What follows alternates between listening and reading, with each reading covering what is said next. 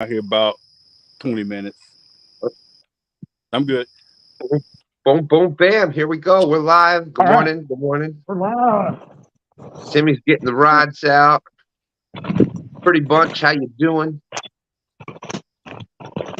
So Tony, we were just talking about it backstage. Congratulations on winning the Midnight Madness bank version the other day. I know we were watching it out on the water. We were fishing for a little while during that. And every time I looked up, I'm like, oh, it's Tony. All right, go Tony. Yeah, that's a long night. Well, it's better when you catch this stuff. That makes it go a lot faster, but that 5 a.m. stuff is not what I would. Yeah, it sure does. Hey, Rhonda's out there, the pretty bunch. How you doing? Thank you all for coming in. There's 5 awesome people out there right now. I know there's a lot of other things going on today. You got the kids tournament, I think, on muskrats, and there's a panfish tournament. Shade tree catfishing. Good morning. Good morning. Yeah, I think we're gonna have to turn in a patent and trademark for Sunday from 9 to 12. Yeah. I think so. Rhonda says, I don't know how long my eyes will be open, but I am here.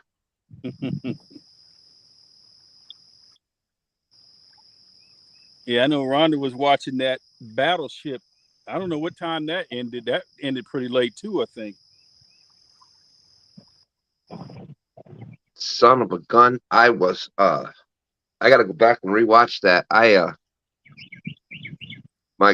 Steve Mosley, speaking of the Battleship tournament, apparently Steve Mosley and I are on the same team next week. We are doing the Battleship. I had absolutely no idea what was going on. I just heard numbers. D9, 88. I was like, I'll just put in a number. I didn't know what was going on. Yeah, I'm gonna have to check it out. As far as I know, it's like the classic game of Battleship. Wow, she said she was on Avid's and Robin's Battleship tourney and then backstage till 5 this morning. Wow.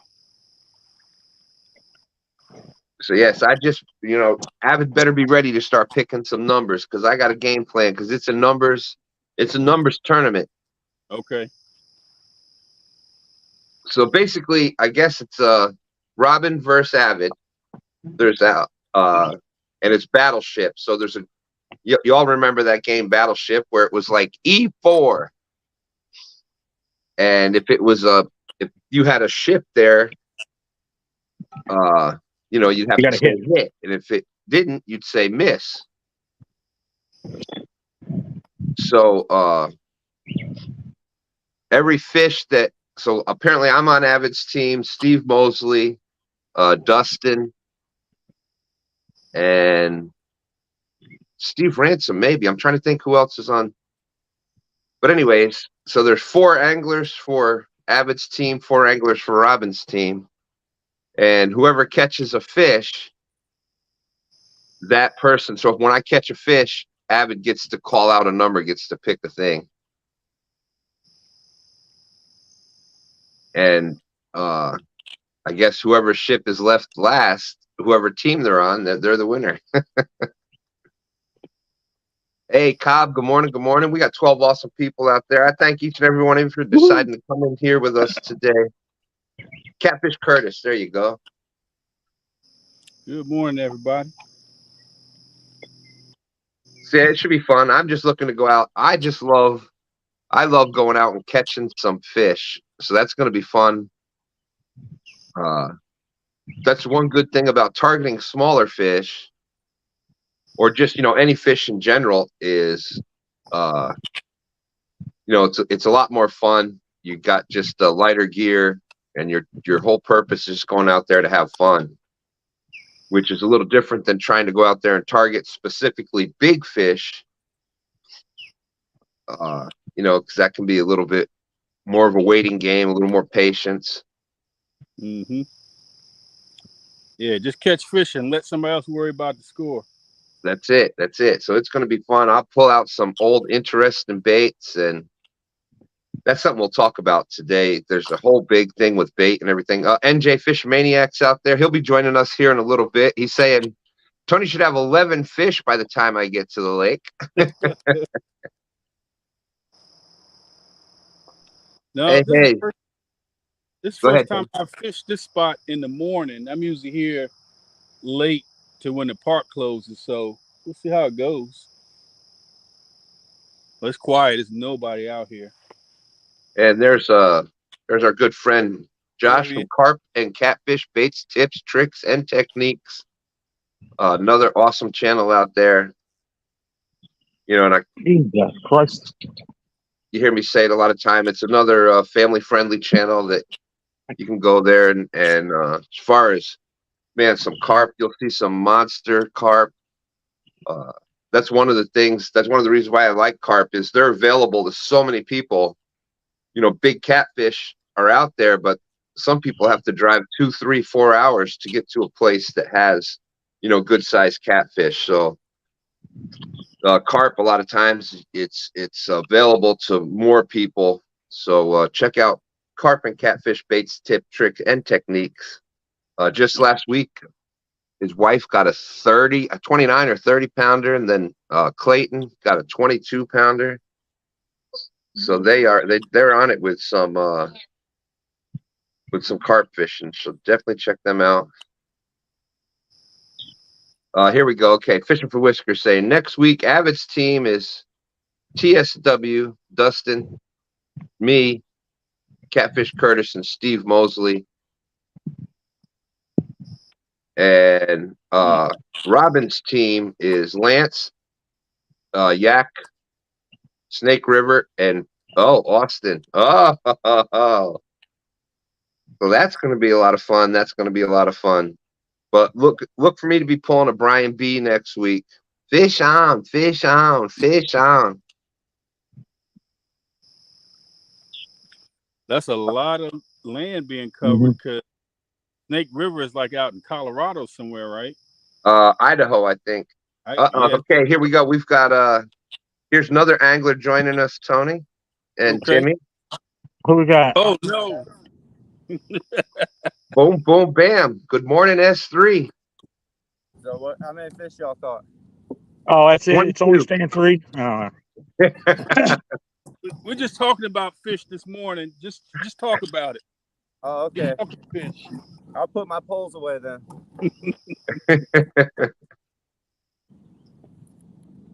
Yes. So that's definitely going to be a lot of fun. Hey, Chad Thomason, how's it going? Chad puts out a lot of content on Facebook. So check out Chad. He's got he's got a fish trap that he made, little perch trap. So check him out. That's a lot of fun. Fishing for Whiskers saying Timmy is always a blast to watch. I agree. And we're going to have NJ's going to be joining us here in a little bit. Cool, NJ. NJ's going to be fishing for this morning. And Rhonda, the way it's working is I'm the fourth. They Avid needed a fourth.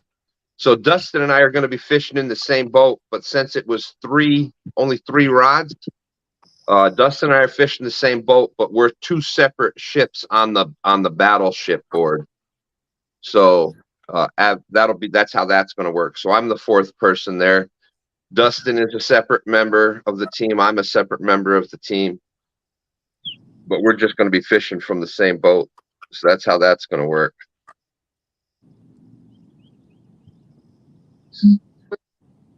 And yeah, so we were talking earlier about NJ says, okay, stand 3. Okay, I'm turning around going home. Come on now. Oh, always. We should limit stand 3 to night crawlers only.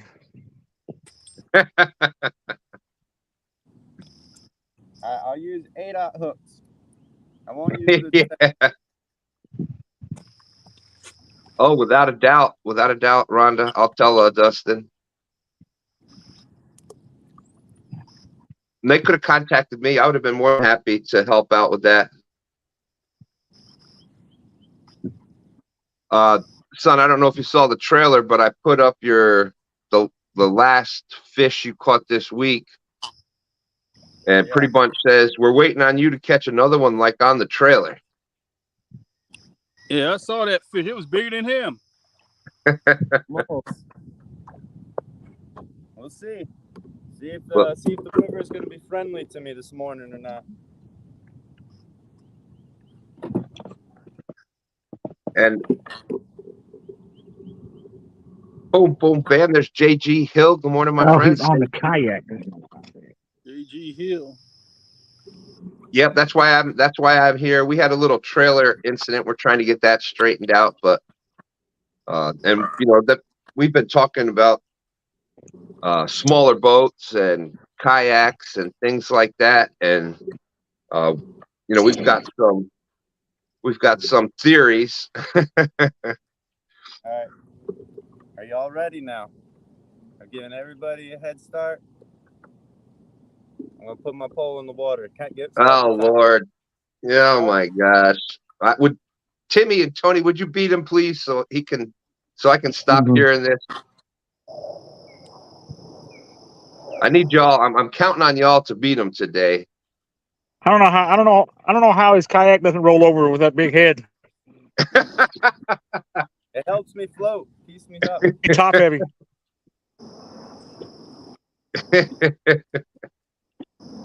That's right, but I'm counting on y'all. I know you can do it. Y'all have beaten him before a lot of times here on STANday. Just had to put that part in there, huh?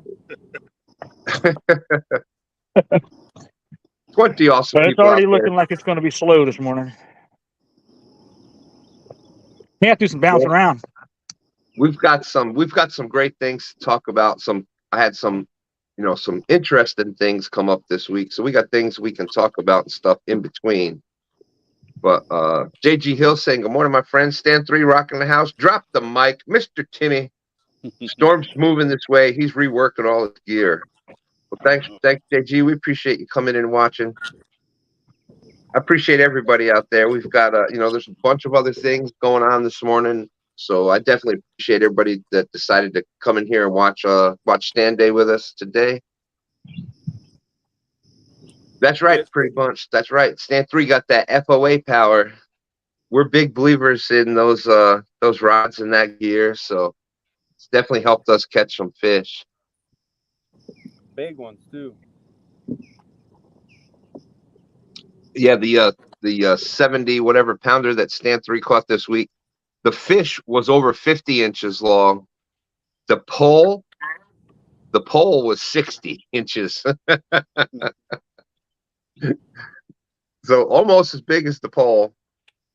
Shade Tree Catfishing saying, love the hat, Tony. Oh, thank you. I got this hat at the Buffalo Trace Distillery right outside of CatCon a couple years ago. There we go. So it came up a little bit earlier. Pole's getting hit. Oh my goodness. You said you had a pole getting hit already? I got 3 poles getting hit. Oh. I just need one to button up. Yeah, definitely got to be postponed. Yeah, that's kind of what we were thinking. I wish y'all could see my fish finder right now. Shade Tree Catfishing saying that's right up the road from the house.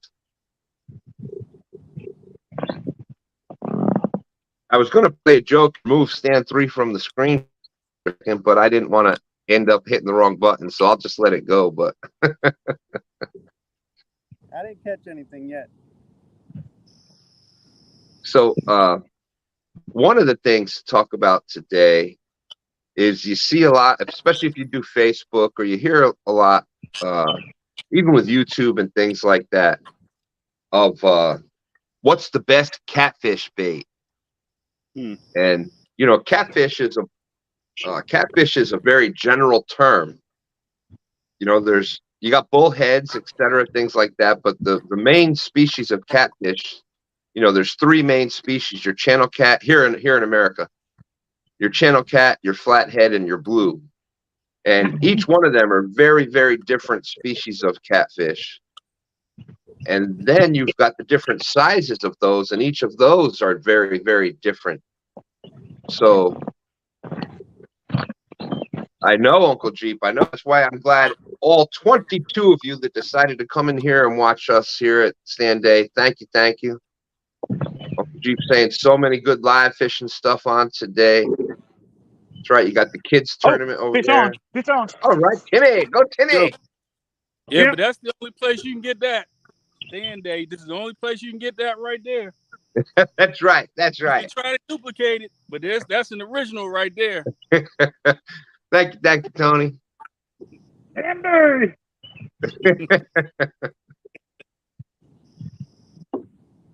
There we go. I mean, what other show has a range of catching the fish from 0.22 pounds to 70 pounds? That's right. That's right. And heck, you get points even if you just catch a drum or a perch or whatever. Ooh, nice channel cat. And here we go. Boom, boom, bam. Just as we were talking about that with the different species, here comes in the channel cat. There we go. There it is. Nice patty. Beautiful fish. That's good eating size. One of them today. To complete my trifecta. Yeah. I got Yeah, a flathead in the blue this morning. I just need a channel cat. So you've got the flathead and the blues already, huh? Just needing the channel cat? Yep. That's funny. Around here, that is, we can get the flatheads and blues. It's catching the channel cats for us that is the challenge. Well, Hey, that, Uncle Jeep, that's, and they can do it pretty quickly, let me tell get you. off.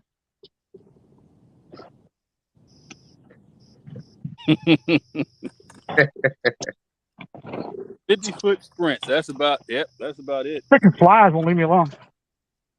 Shade Tree Catfishing saying shad always. All right, let's see what we got here. Oops. Got locked in on me already.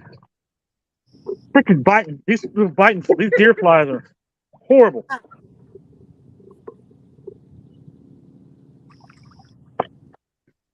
Ow. Oh, the Little George. Wasn't that the lead? I think Little George. Wasn't that the lead bait with the tail spinner? I think that's what that one was. That's a beautiful channel cat. Quit. 3 pounds, 10 ounces. Mm-hmm. All right, 3.1. Get off. All right, there we go. What beautiful. That's just a perfect channel cat right there. Good eating size.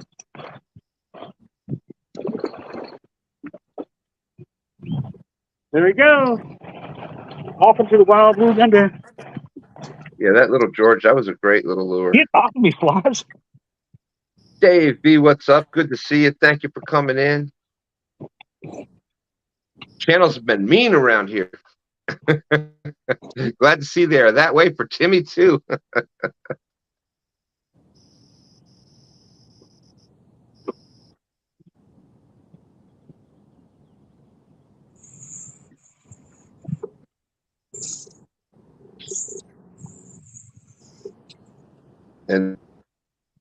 But we were starting to talk about bait. So you see a lot of questions about what's the best bait, and like I said, there's you got channels, flatheads, and blues. Bullheads, it's a whole separate thing, but and then each size of those is a different thing. And if you're, in my opinion, just based on what we've done for so long here and so many hours out there fishing, if if you're going out there to have fun and you just want to catch fish, whatever's out there. Shad Daddy, how's it going? Great to see you. Shad Daddy made a great appearance on Friday night. But so the Kool-Aid chicken baits and the plain chicken and all the other stuff like that are great. They will catch fish. It's a good plan B bait. If it comes down to not fishing or using something like chicken, by all means use chicken. But if you're consistently wanting to catch the biggest fish that are out there, whether it be blues, channels, or flathead, in my opinion, the bait that you're going to catch the most consistent big fish on is the food that they're eating every day. Whatever the live food that they're eating every day, whether it be shad or bluegill, for those big fish, in my opinion, that's what you're going to catch the biggest fish on day in, day out. What do you think, son? Yeah, I don't think that's an opinion. I think that's a fact. It's not like it's gonna be. There's not some mystery secret bait. It's whatever's swimming in that water. That's the best bait. The freshest bait, the best bait. What do you think, Tony? I think I better take this chicken off. If that's the case. Chicken swimming around out there. No, but chicken will work, and you can catch a lot of fish on chicken. And where are you fishing today, Tony? I am out here at one of the state parks in Stafford. So you can see the birds out here fishing, so they know where they at. I know there's fish out here. These birds are going crazy, the eagles and the ospreys. And so this particular, I did the connection test here about a week ago. And so they got snakeheads, they got bass, they got blues, they got channels. I caught an eel on a minnow out here. So this little body of water, Kia Creek, is just loaded with fish. So I try to, just vary, like you're talking about, vary the baits. I've got chicken on one. I've got shad on one. I've got I don't have carp on, but I've got what do I have on that one? I've got eel. So I try to mix them up and then figure out what they're biting, and then I'll maybe double up, put two poles with the same kind of baits, but just try to have different variations. But like you said, I don't have as good luck with, I know there's white perch out here as well. You can catch everything. So, obviously, for me, these bodies of waters don't have flatheads. So, I've got a bluegill on one as well. And so I just try to put as much out there, different baits out there as possible, and see what they're hitting. So far this morning, nothing yet. But this could be just a better spot at night in the evening. There you go. That's another great point and a great idea that they're gonna, there is some days where chicken outfishes other, but for numbers of fish and just catching some fish. And when you've got only 3 hours, sometimes that's a great tip. Use different baits to try to get quickly onto what the fish are feeding on right then and there. What's your opinion on baits, Timmy?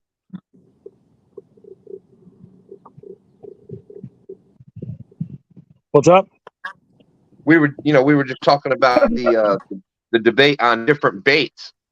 You'll hear the question a lot, what's the best bait? And I think there is no one.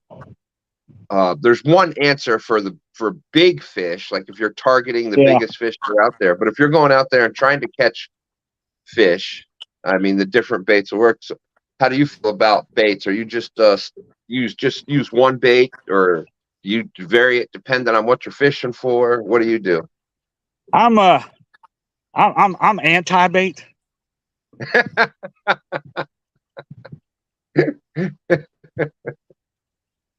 I think baits are overrated. I think you catch just as many fish with a hook, just a hook, than you do anything else. Now there is no one best bait. The best bait is the bait fish that are natural to your water. So whatever's, but I'd say the most all-around universal bait is probably nightcrawler. Oh, there you go. Yeah, yeah. The most all-around universal catch anything catfish is nightcrawler. It's just a good old universal. You can't go wrong with nightcrawlers.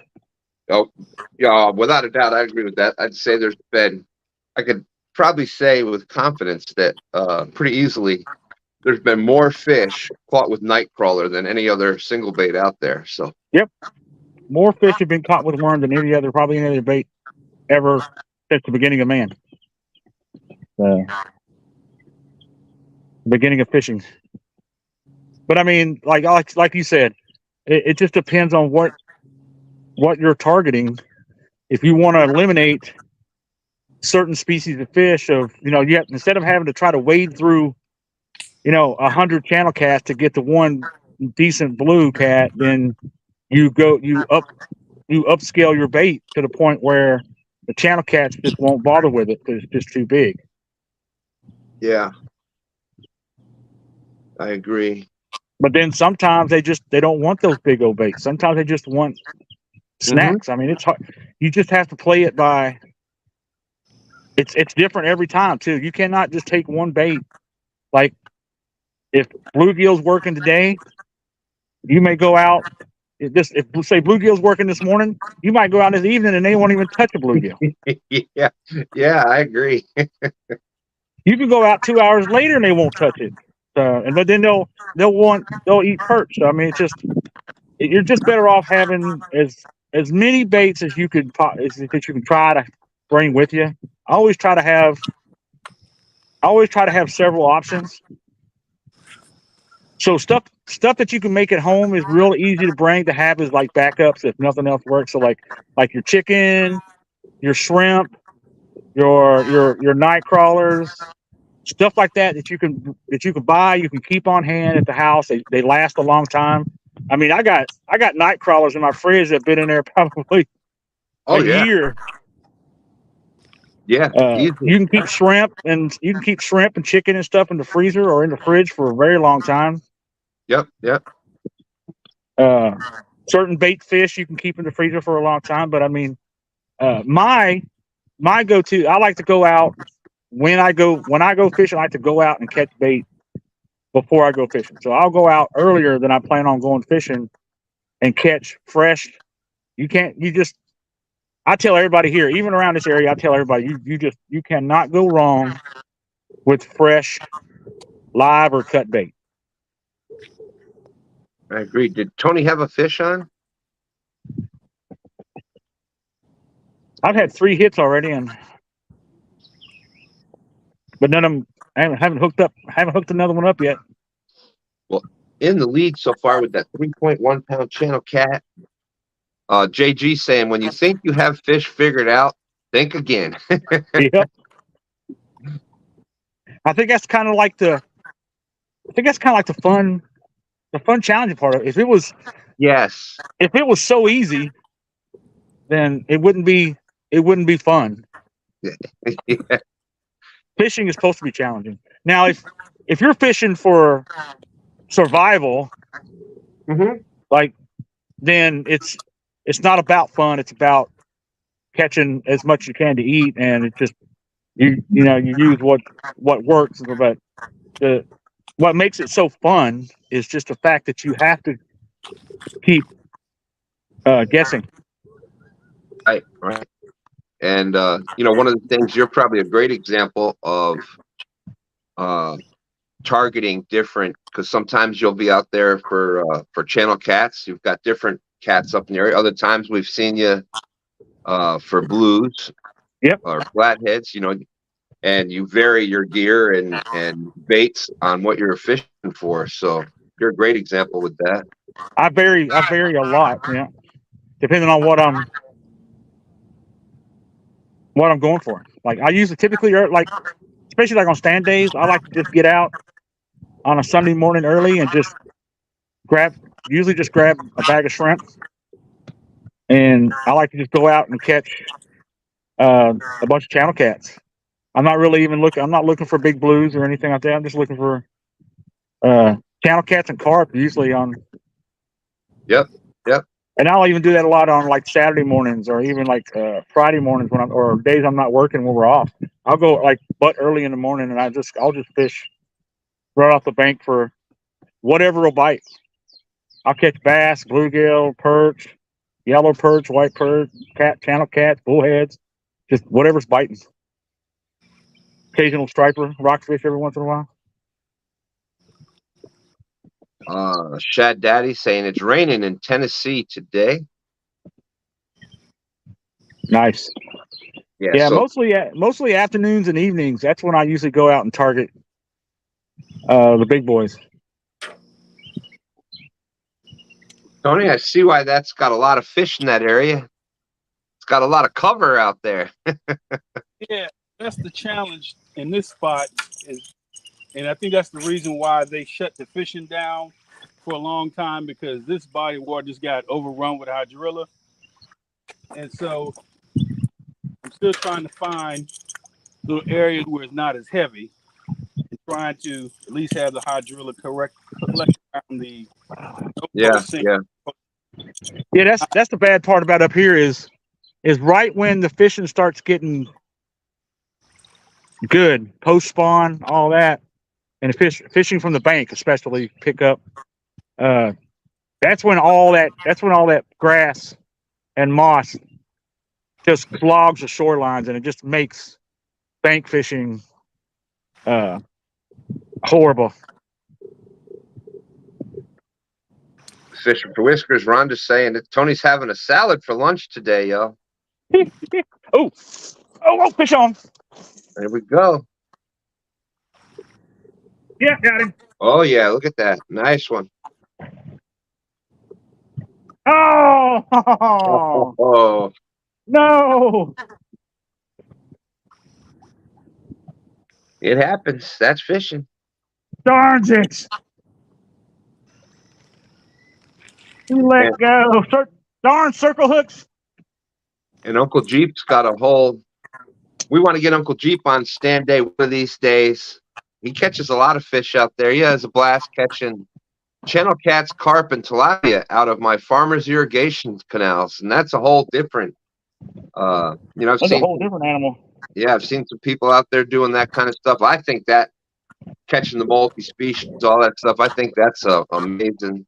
I think it's really interesting. But we see now you got Fish Magician out there doing it. You got Fish in Arizona. All right, try that again. Who else out there? Guerrero Bagre is out there in that area fishing like that.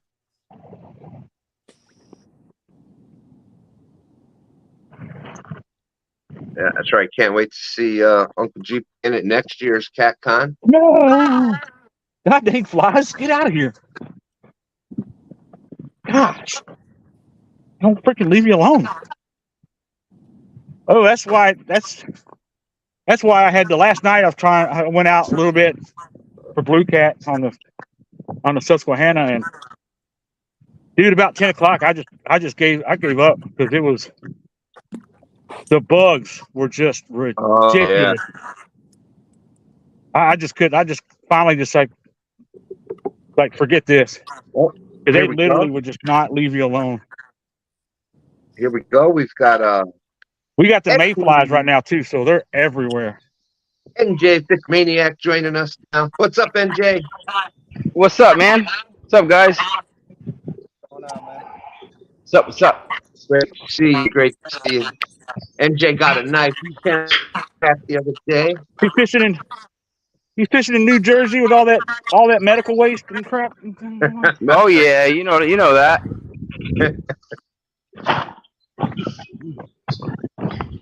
God dang flies.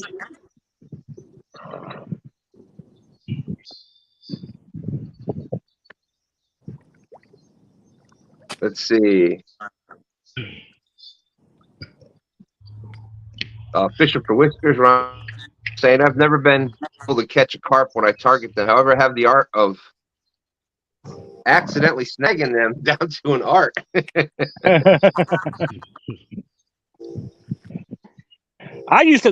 Years ago, I used to think that carp would not bite anything. And I thought Yeah. the only way you could catch them was to snag them. Snagging, yeah. I used to try to snag them because I honestly thought that was the only way that you could catch carp. Uh-oh. Oh, look at that monster stand 3 at. Woo! See how big that thing? It doesn't even fit in the camera. Oh, wow, look at that.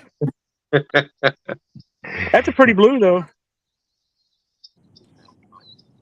I told Yeah, you, we I'm going definitely. for the I'm trying to I'll take catch that all it day. and that trifecta.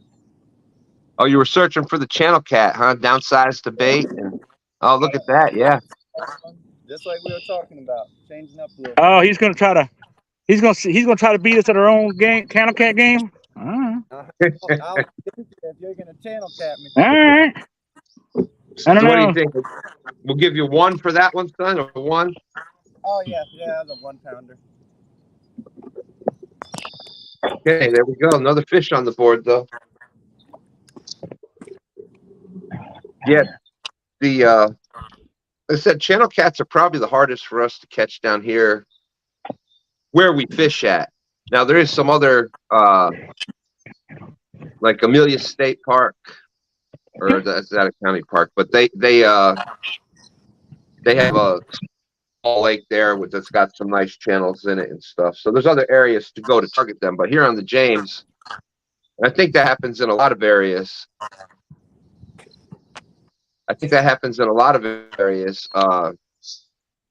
Where you have blues and flatheads are your main top of the food chain, and the kind of the channel cats kind of just fill in where they can. So areas that have a really good blue cat and flathead fishing, the channels won't be as good.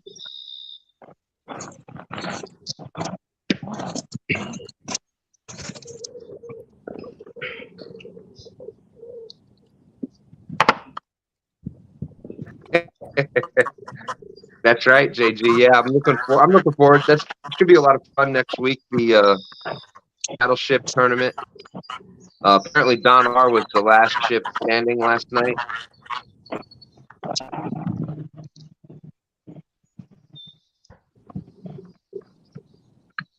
Uncle Jeep saying, "Stand 3, Photoshop expert."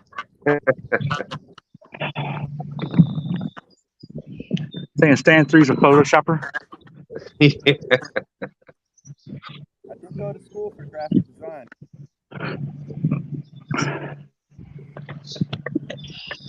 I think stand 3 is like in a studio right now somewhere with a green screen. Simulation mode. That's right. It's all AI.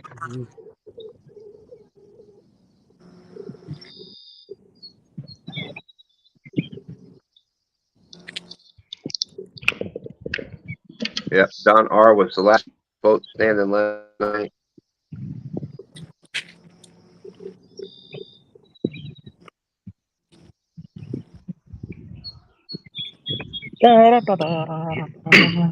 Up north where we used to fish, we used to catch carp on night crawlers.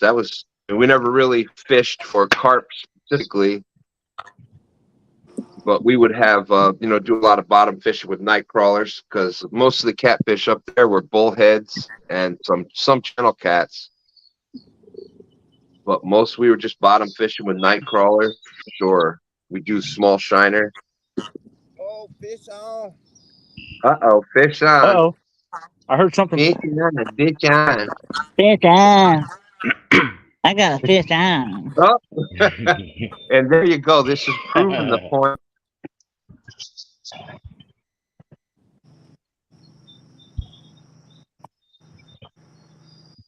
Uncle G says stand 3 is actually sitting in a kiddie pool at the moment. Yeah. Now you're hey Stan, are you at stand 3? Are you actually like are you sonaring fish Are you locating them, or are you like just kind of pick a spot? I'm sitting on top of a school of them right now, Okay. but I'm trying to keep on moving. I just We got happen to get over the top of a pool of them, but I know there is some like hot spots. 50 Cent out there.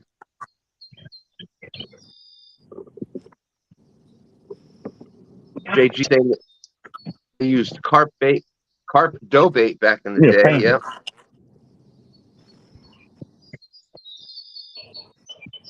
All right.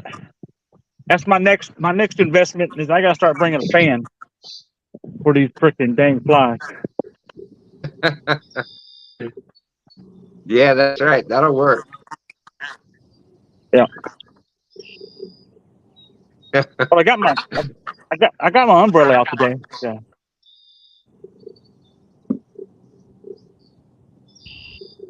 Good morning, 50 Cent. Thank you for coming in. 23 awesome people out there.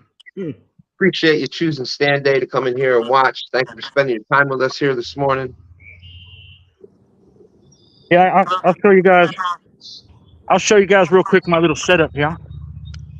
Let's go over here. Hey, me. Look at this. This is me. Got my big beach umbrella. Oh, yeah. Got my umbrella base. Look at that. Boom, boom, bam. That's nice. Sitting in there. Sitting in the lap and look. Right, baby. Man, I wish we had some. You ever heard of? We had some more spots like that around here. You ever heard of glamping? Well, this is. Oh, yeah. This is glishing. Glishing. I like that.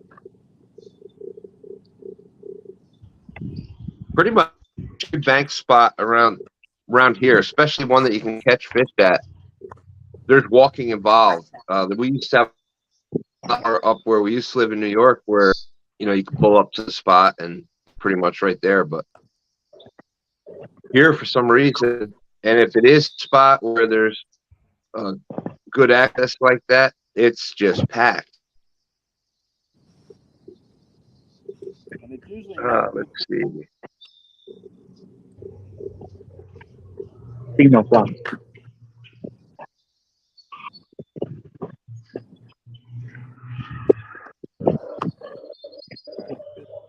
Oh, there you go, JG Hill.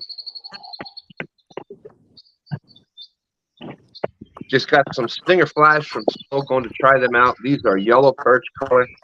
Hey, if you have yellow perch in your water, cannot beat any type of predator fish, bass, walleye, whatever. If you've got yellow perch in there, the fire tiger pattern, that chartreuse with green, yellow, orange, a little black going down the side.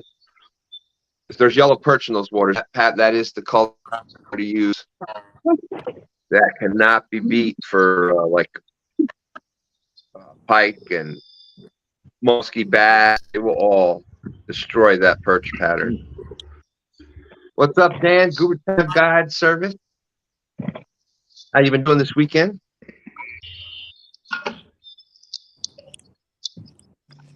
Hey, is Goober Time in the boat tournament? Midnight Madness? Nope. He's not. Between work and the guiding and the coaching and the leagues that he's in, Dan doesn't have a lot of time left for the online tournaments and stuff. What he does have time though, we've been doing some pretty cool videos. So check out Goober Time Guide Service. I don't know if he posted that last video there. It started another channel just for shorts.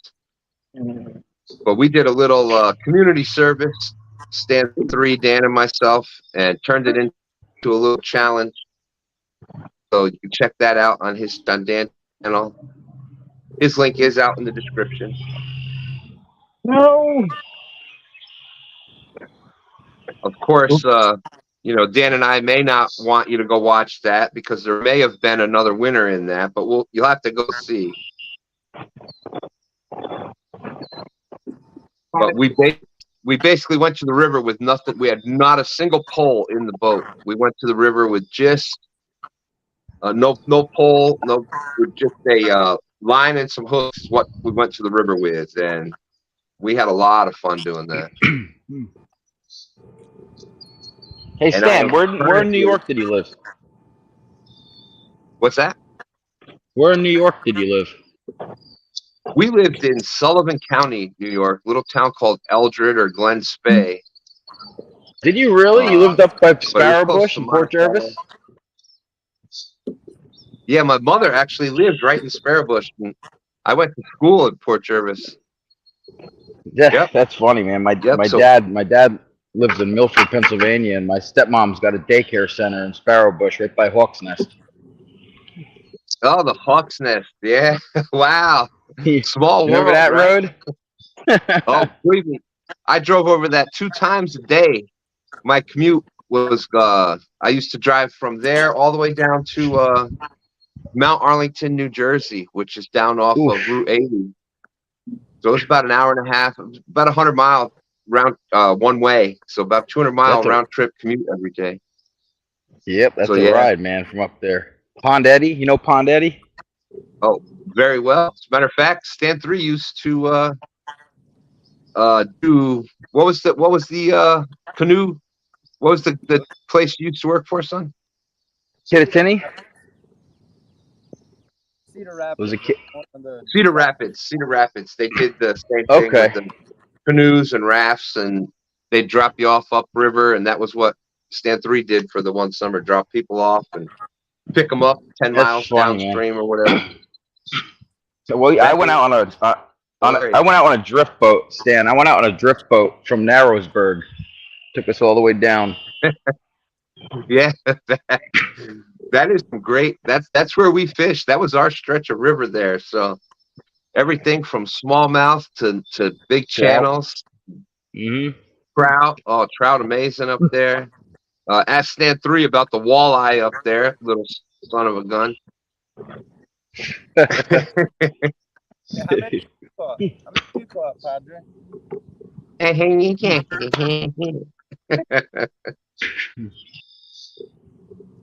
Yeah, it's funny, man. Small world is right. Yep. Yeah, a couple of my buddies from high school, they live in Milford now. Oh, they live in Milford? Yeah, my dad's up the mountain up in Pocono Woodland Lakes. He's up in there. Yeah, There you go. One friend was asking me about where to go fishing and stuff, and he was over by Milford Beach. So I was looking at that river on Navionic. It's shallow, isn't it? Kind of shallow there. I know the Milford Beach pretty well. It looked like you had some good deep holes on the outside bends. Looked like it should be holding up some fish. There was a real good pinch point downriver. Man, I wish I'd go back and fish that with the knowledge I know now. Yep. Yeah, and what they're talking about is the Delaware River. So I know that's a big, huge river there. Really famous river, the Delaware River. George Washington. That's the river that George Washington crossed. But yeah, it's a shallower river, but with some deeper holes. So it's got the and then there's a lot of food source and stuff in there. It was we liked fishing that river. Yeah, it's a good river. There's a couple spots in Milford you can go to. There's a Airport Park. I think it's called Airport Park. It's over towards Route 84. That's by Matamoros, yeah. Yep.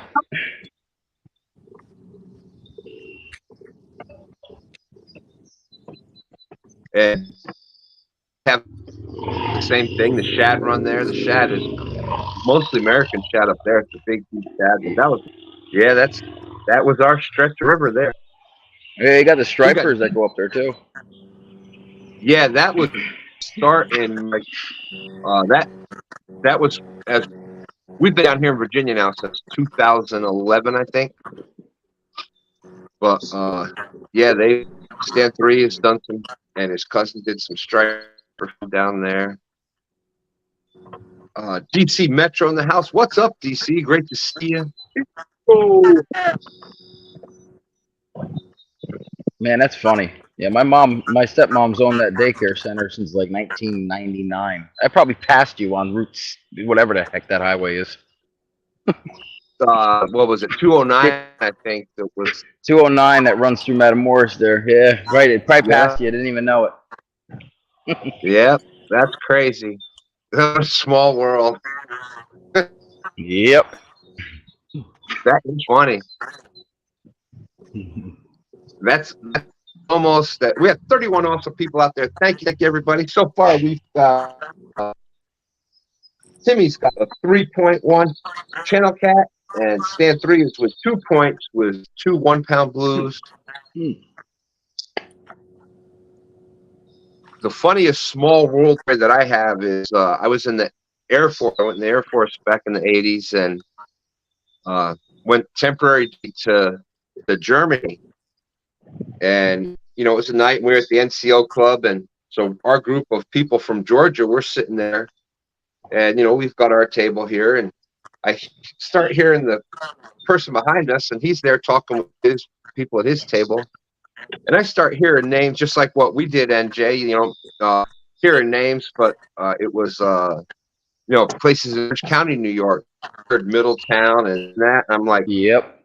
ended up turning around and talk to the guy. Come to find out, he was stationed in Germany.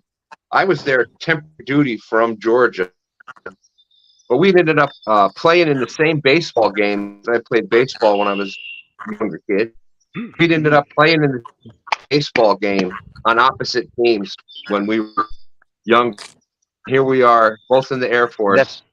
That's crazy. Sitting back in Germany, and we had played in the same baseball game as kids. So crazy stuff. That's nuts.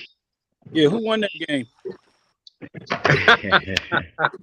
Well, based on my record now, you'd say that we came in second, but I believe we won that game. I believe we won that game.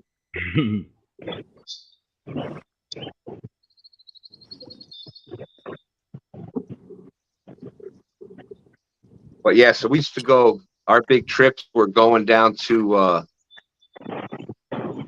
We go saltwater. We go down to Seahook, New Jersey, and down and. Fish on, Timmy. Timmy is definitely leading the 50-foot dash today. So we got Fish and Fever out there. What's up? Good morning, Austin. What's up, Boston?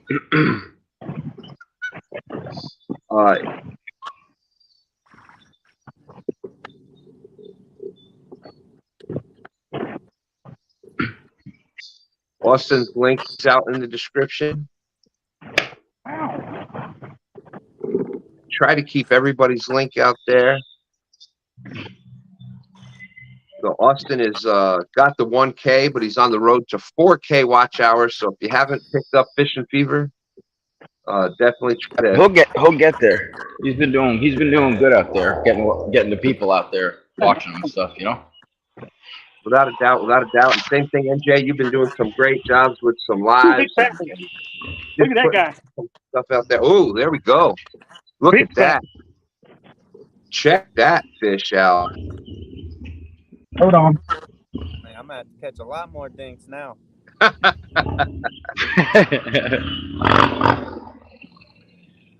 Hey, you know. Get off of me, what?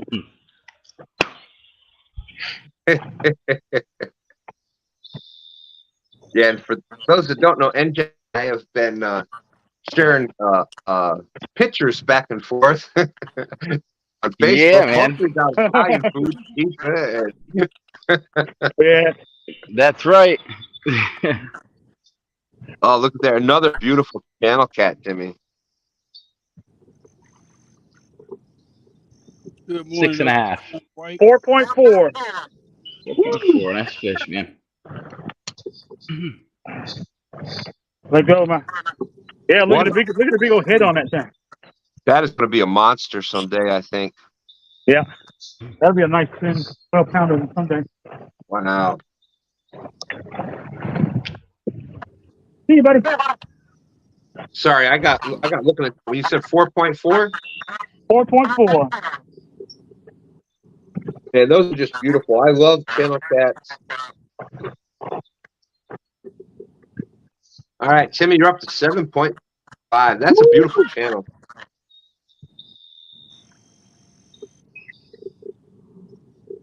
You And I'll a lot. We get caught up because we're on right by the James River, and our predominant fish is blue cats, and there's some monsters here. But no, the weight of the fish, the size of the fish, it doesn't really matter. It's the size of the excitement it brings you, and man, that's just whether it's channel cats, blues, bat, whatever it is. If you're excited about and having fun, that's what matters. That's true. That's all right, Rhonda. I got my notebook out. Stan, I haven't caught a fish in so long that when I caught that 7-pound channel here yesterday, I felt like I hit the lottery. Oh, without a doubt, dude. That's what I'm talking about.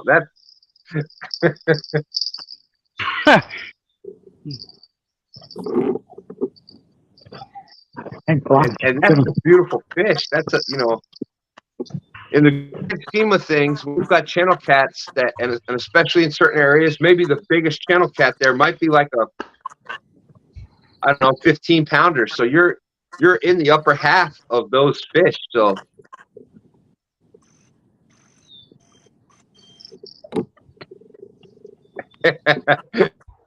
That's right. Austin's fish the other day. Man, I was excited, Austin, watching that. Kind of like having a mic moment for a 28.5 pound blue cat. But man, that was awesome. Like, we thought it was a monster. But had that FOA rod doubled over, and it was a lot of fun. Now that whole moment was, it may have weighed 28.5, but that was a memorable moment. It was a, nice fish. We had a lot of fun. You were going back and forth, and that's right. I've definitely said worse than that on live, for sure. Wasn't that the tip of all the jokes right there? That's right. That's just the tip of the iceberg. Yeah, Austin's got a boat. Is he in the Midnight Madness tournament? Yes. There's the James River's got quite a few entrants in that, apparently. Oh, I thought I scared everybody away other than stand 3. Okay. Well, Austin, if you can get past stand 3, I'll see you in a couple weeks. So, son, we were talking about yesterday. Tony did end up winning the bank. And by the way, congratulations, Tony. You put your time in out there on the bank, and it shows. So, congratulations on winning awesome. that. And Tony was on fire that night.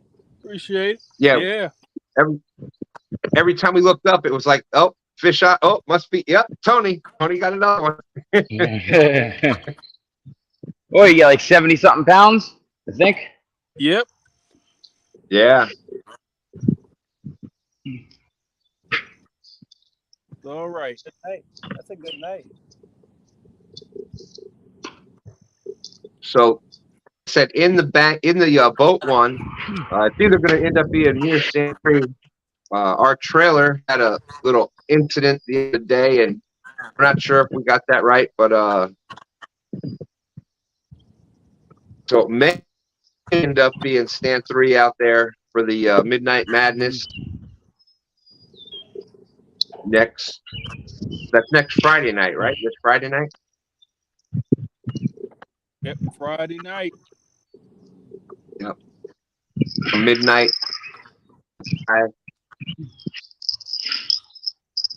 So it'll be one of us.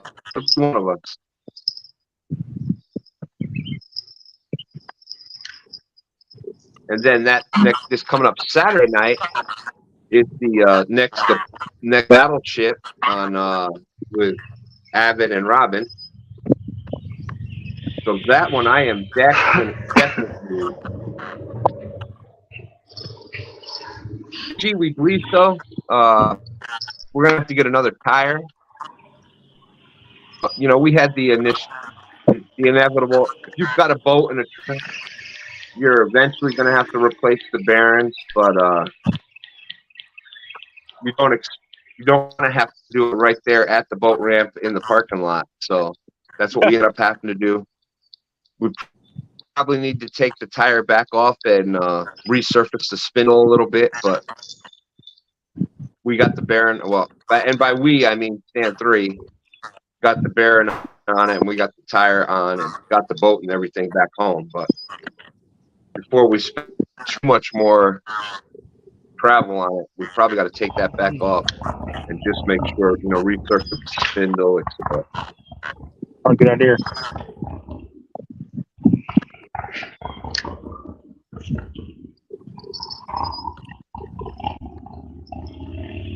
Wind is killing me. Hold on, son. What's that? What'd you say? I said this wind is blowing completely upriver. Oh man. I'm not even going downriver. I got a pedal to go downriver. Killing me. There's one thing I like come fishing at night. At least you don't have that annoying wind like that. At least it Yeah. dies down.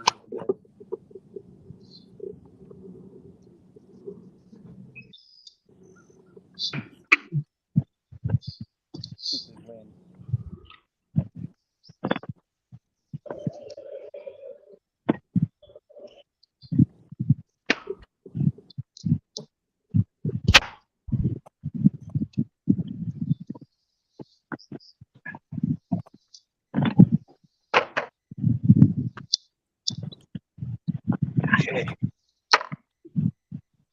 Oh, gee, Sean was out there saying, "Where's Mr. Clean's brother hiding to see the glare reflect off that ball dome of his?" Dustin is his daughter's in 4-8, so she's involved with some of the first shows stuff. So that's what he's been doing on Sundays lately. So that's you do enough of the YouTube stuff, you still gotta take of the family life. So that's what he's been doing because from Thursday night doing live fishing on Dustin's show on Thursdays. Then we've been doing the Friday night thing, and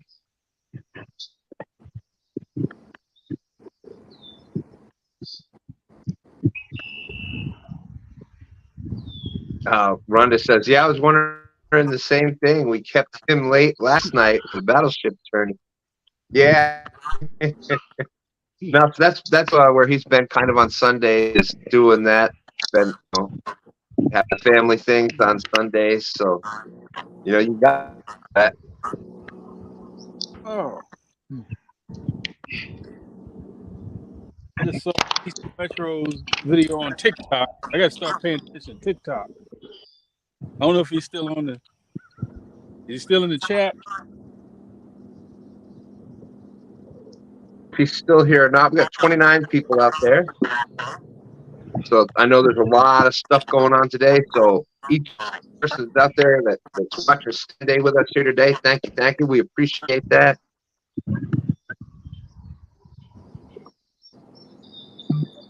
Here we go. Austin's at 3,418.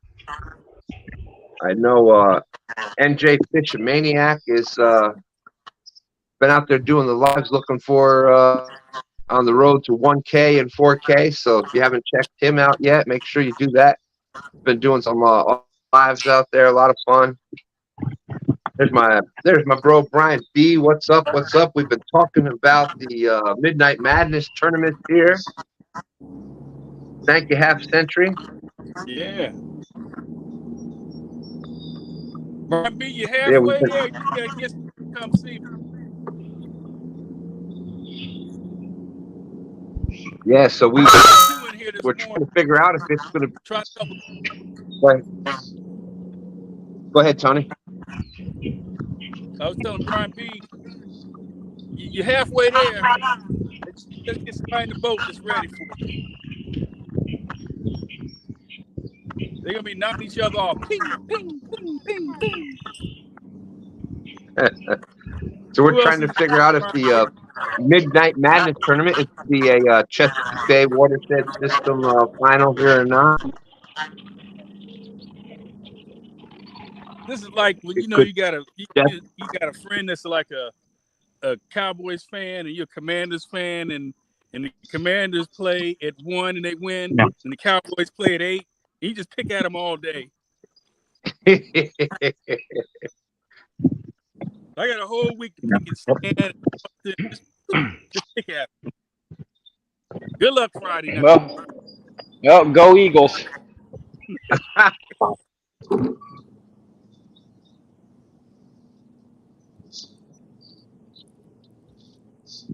That's funny. You got the Eagles, the Giants. Stand 3, a New York Giants fan. Go Big Blue. No, From New York, Brian and stuff. I know we ain't Brian doing B, it. that Eagles fan. I will say I think we got one of the best divisions in the whole NFL.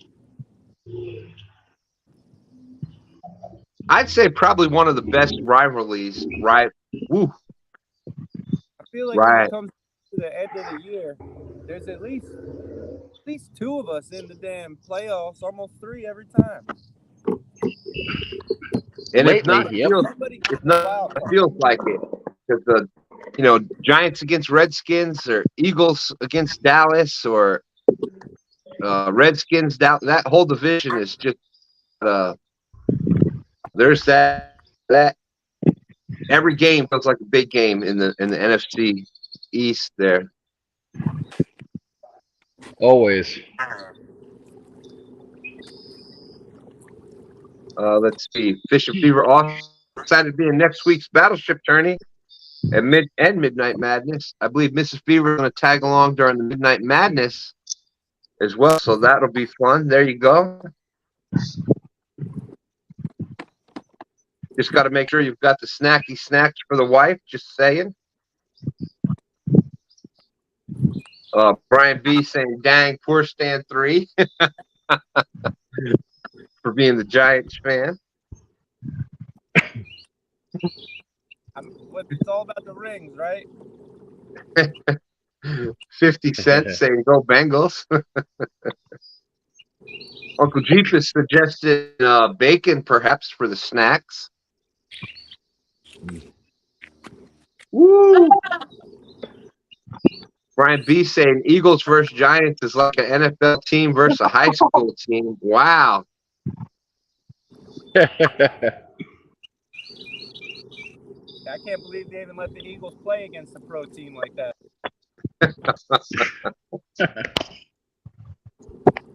Fish and Fever. I was a huge Redskins fan at one time, but the name change just killed my motivation to watch. Stick to college ball now. Yeah. With the name change. There's nothing wrong with that. Come on, it's 2023. Let's go. It's football. 2023. That's right. Don't even get me started on all that crap. That's right. It's football. Brush yourself off. Get up there. JG Hill saying NFL Ticket is on YouTube this year. Oh wow, that's cool. Oh, wow, cool.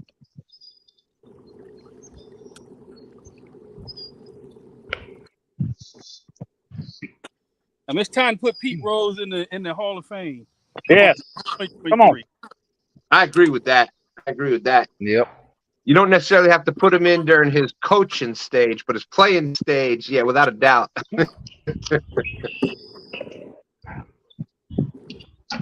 Charlie Hustle.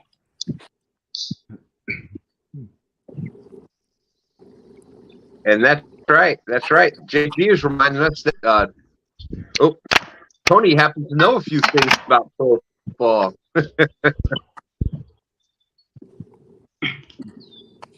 Yeah. We've been finding out recently as we learn more about Tony that his dad played pro football back in the day. Was that James Harrison on the Steelers? Hell, I'm older than James Harrison. He could be my son. Dan Harrison Sr.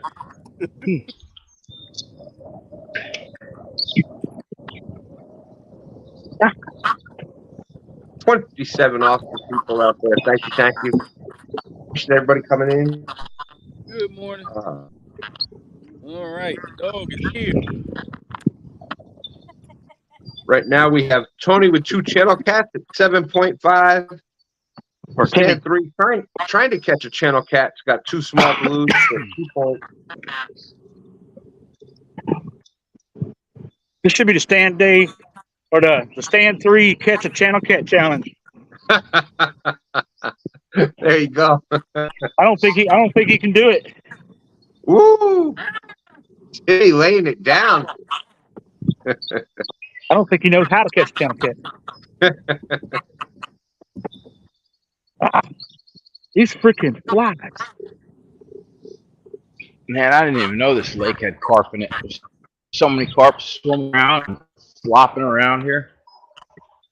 Hey, they count too. Should have went for carp. Yeah.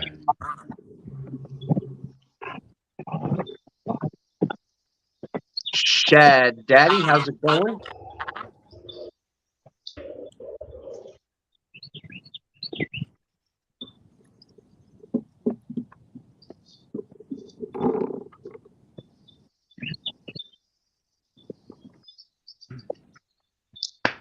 So yeah, so this Friday night,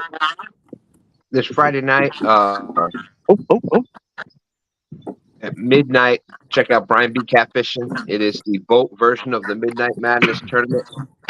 It's going to be either myself or Stand 3. Dustin's in it. Apparently Austin's in it.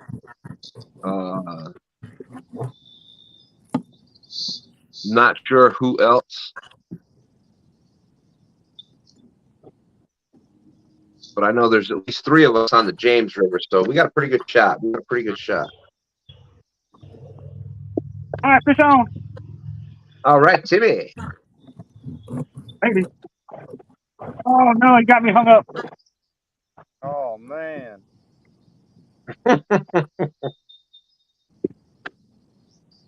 He pulled me up under something. All right, let's leave him alone. Let him comes off there. JG Hill saying, be a good job hosting Saturday morning's tournament.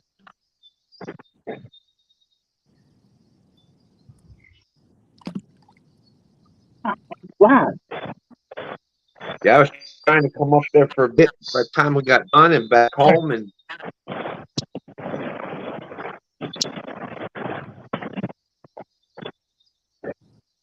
Yeah, he's still on there. Yep.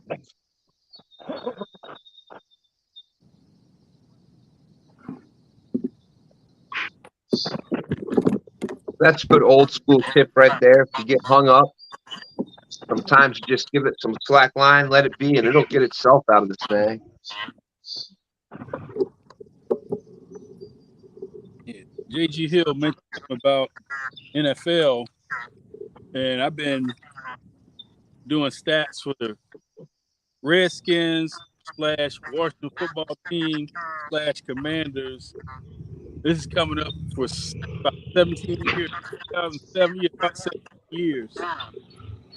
So that's why I missed the stand days once, the NFL season started. Got work. Oh, he's still on there. Yeah, he's still on there. God damn it. He's under something though.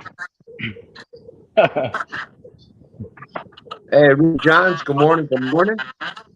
There's too much sun. I can't see the phone anymore. Wow. I will Yeah, be sun's right. brutal.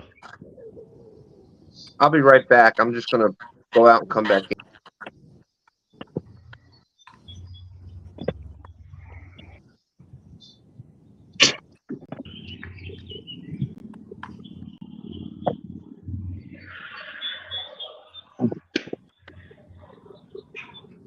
Y'all want to hear a funny story? Can y'all hear me? Yep. Yeah, Yep. we So y'all want to hear a funny story? Sure, let's hear yeah. a funny story. So I went out fishing the other night. I stayed out all night. And I got this trolling motor here. So I kind of put it in like cruise control, almost autopilot. Darn it. And I fell asleep driving on the way back. And I crashed. Oh, come on. Kayak right into the dang. Yeah, you haven't hung up on something. Woke up running into rocks. And I open my eyes, I look up, there's a dude sitting right there on the bank just laughing at me. Now you see a boat coming flying right at you up towards the. Aren't you going to say something like, "Dude, what you?" At least like, I would have yelled out, "Hey, I'm fishing here," something. Nope, this guy didn't say Yep. nothing. Stand 3 is just flatline cruising right at the bank. Bam! I open my eyes, sitting there looking right at me. JG Hill, I got a question. I'm gonna run to the car. I got to pack early today, but I'm gonna go grab it and I'll show you one. Give me 1 second. Austin's laughing at you, Stand 3. He thinks that's a funny story. And then the guy didn't even. So now this just happened, and then the guy didn't even move the lines for him to get back out. Hey, Stan. Yeah. Hey, I want to make a move. All right. These deer flies are just, there are hundreds of them. They're like, won't leave me alone. I hear you. So I want to try All right, somewhere we'll else, see see if there might be less flies. We'll see you in a little bit. All right.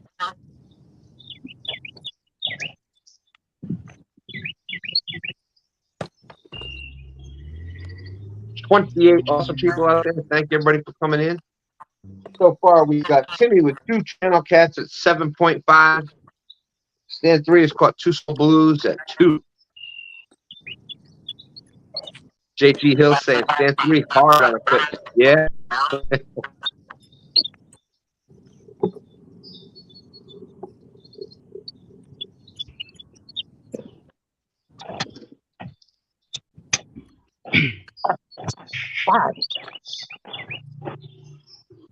Oh, there's dang deer flies. And then they usually big old whelp. Yep. And they're all over me. I'm in a little thick area, so maybe if I find somewhere that's a little bit more open, it won't be as thick.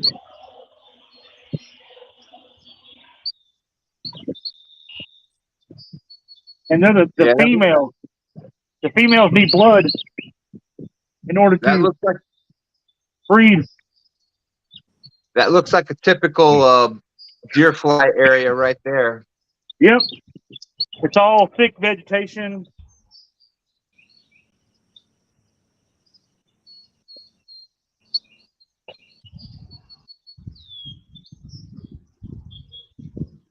They're bad. Ugh.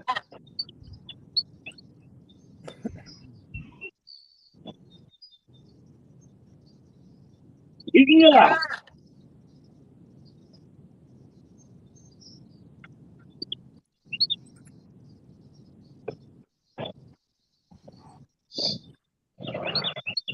Hey, son, if you don't have a lot going on right now, we'll get some feedback. If you could either just pop out and come back in, that should fix it.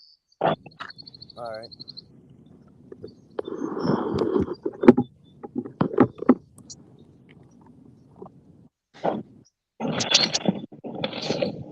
All right, he'll be right back.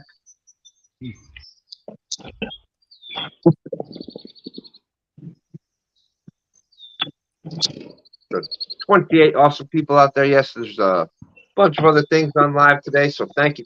Appreciate each and every one of you coming in today. Some things coming up.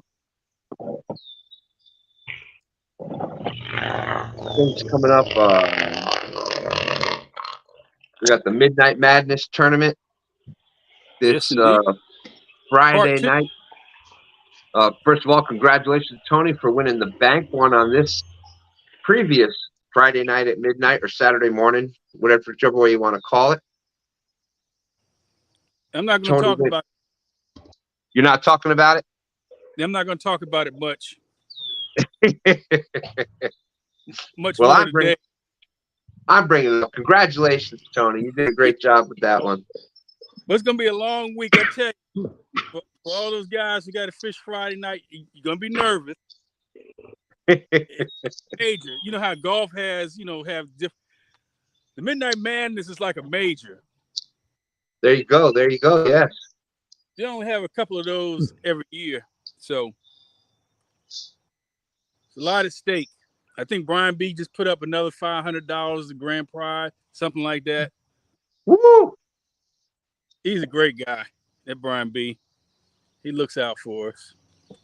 Yep. Yep. That's awesome. Definitely been part of that crew for a long time now. Big shout out to my bro Brian B and and Triple City Anglers out there. Oh, Stan, two things, because I'm going to start packing up shortly.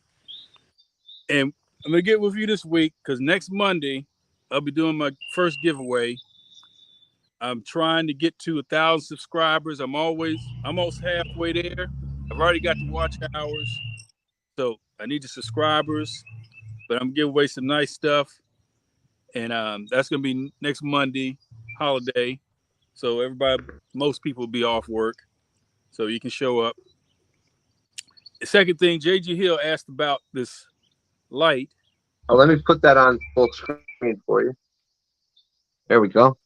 So this is the light that sits on top of my tripod. So you can't see that part, but so I got a tripod. You got the phone. Then right on top of the phone, you mount this. Let me see if I can see it. Yeah, you mount that. And this thing, I use this in the Midnight Madness, and it went 6 hours without having to recharge. It's got a powerful battery, 2,000 milliamp hours or whatever that means. The model is VO49, and you just flip this on.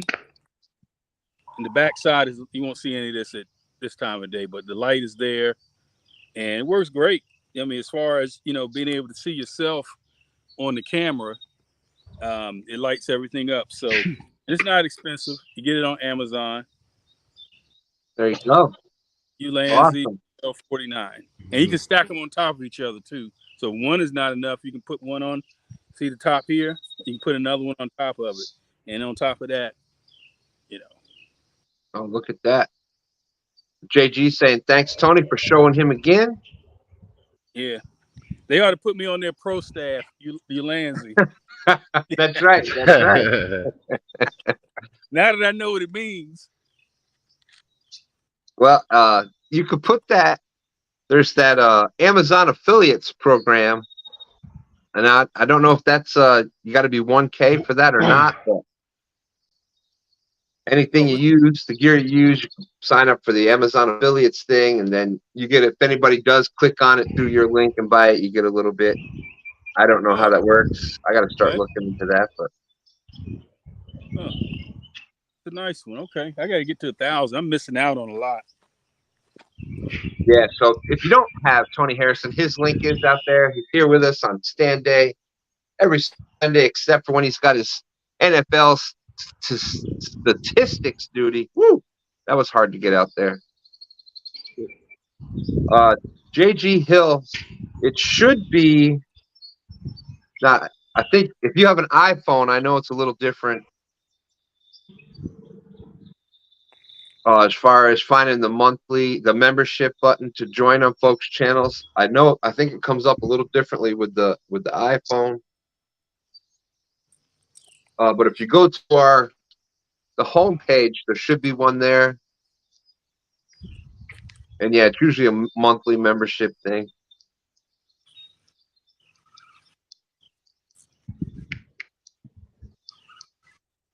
Man, I would love to have a house sitting on the bank of this body of water. That's nice over there. Look at that, yeah.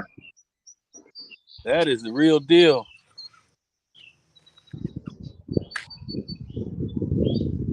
So remember, I did the connection test last week just to see if I could get a signal over here, And so this particular body, they call it Aquia Creek, but they used the sandstone to build the White House back in obviously the 1800s. And I think some of the columns on the Jefferson Memorial. So yeah. Interesting stuff. Interesting stuff.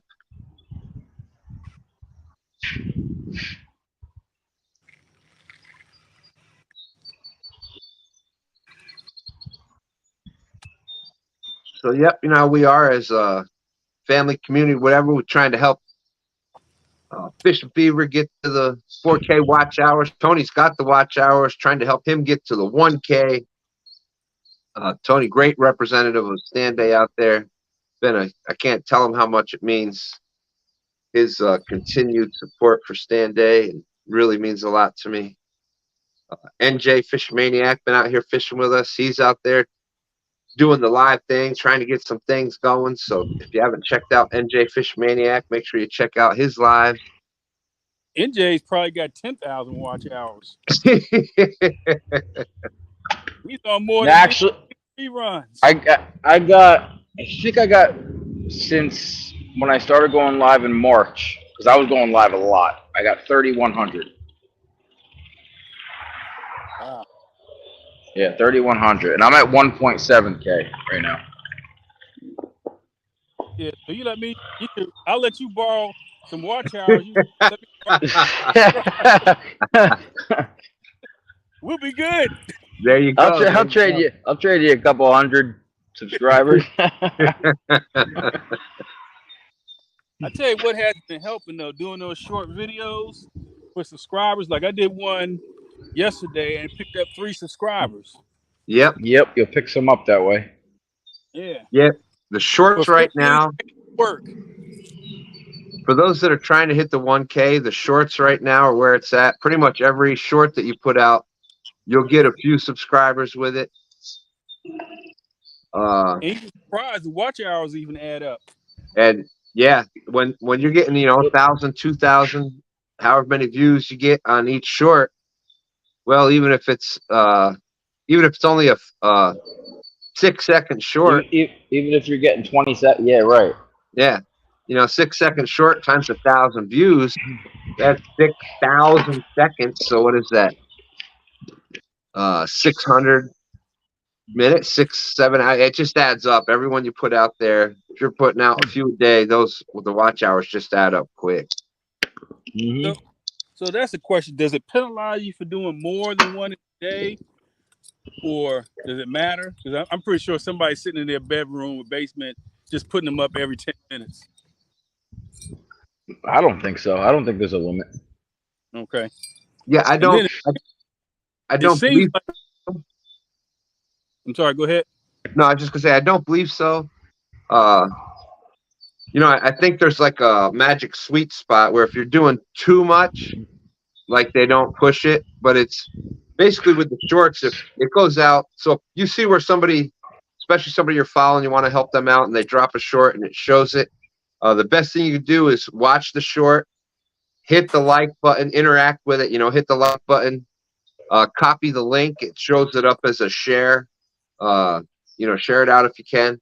But those things, when it sends out, even with your subscribers, there's only a certain percentage. It might be only like 10% of your subscribers will get notifications when you post anything or go live or anything like that. It's not all of your subscribers, believe it or not. They have to have the bell on, and they have to have a YouTube approved for sending notifications. If not, they don't get it. It'll show up as a different thing, but it won't let them know immediately when you're live or when you drop something. Oh, okay. So you got to go. Yeah. So the best thing, if you see somebody you're supporting and trying to help them out, watch the short, hit the like button. That shows you interacted with it. Watch the whole thing. Oh, fish on? Yep. Uh-oh.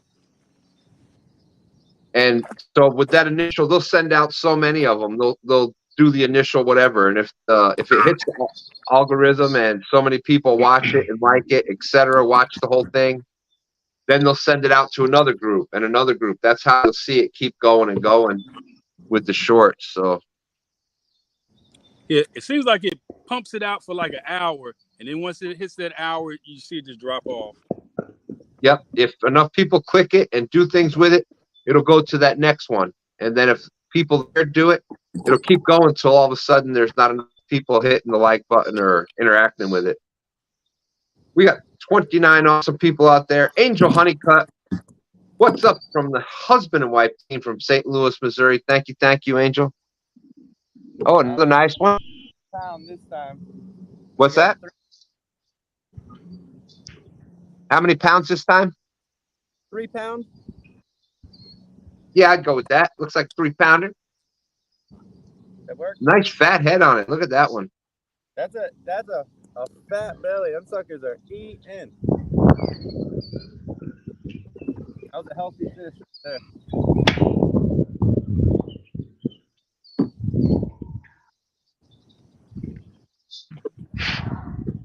I changed location a little bit, so see if that helps. 30 awesome people out there. Thank you. All right, Yeah. Stan, I'll be right. I'm taking the cart back to the car. All right. So Stan 3 is up to 5. He's caught 3 blue cats. He's up to 5. Timmy is at 7.5. Timmy is moving locations. He was getting bombarded with deer flies. Fish and Fever saying, hey, beef bacon is ready. Come get some. Well, on that note, I'll see y'all later. I'm heading to Austin's house. Literally, I could go to Austin's house to get bacon. And it's about one of the only people in the chat that you can go to, right? What's that? All the other people, it's just theoretical. Austin, you literally. Yeah, literally, like less than a half hour. Bam, we're there.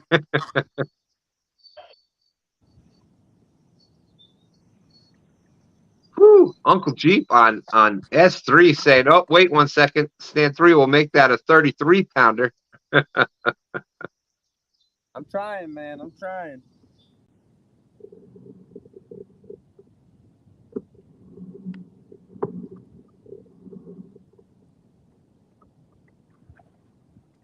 Dave B, how's it going? Thanks for coming in. 31 awesome people out there. Thank you. Austin saying, come on, Stan.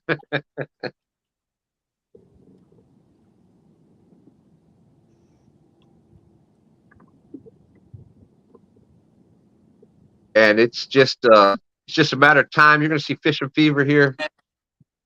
He's out there. He's learning this lower river, doing the right things. You're going to start seeing those 40s, 50s, 60s on a regular basis coming up.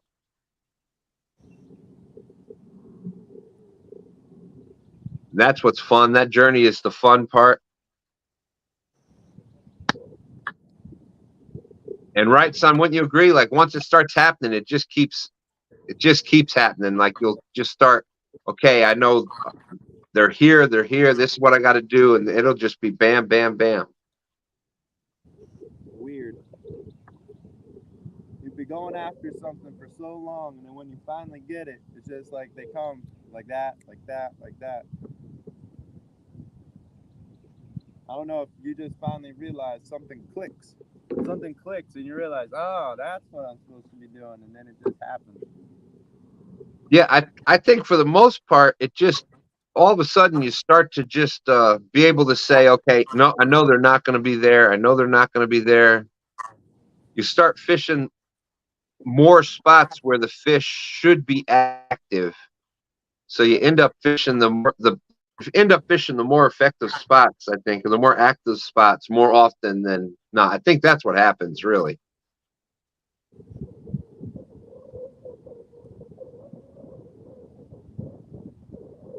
This wind is ridiculous. It's beautiful out, but it's ridiculous.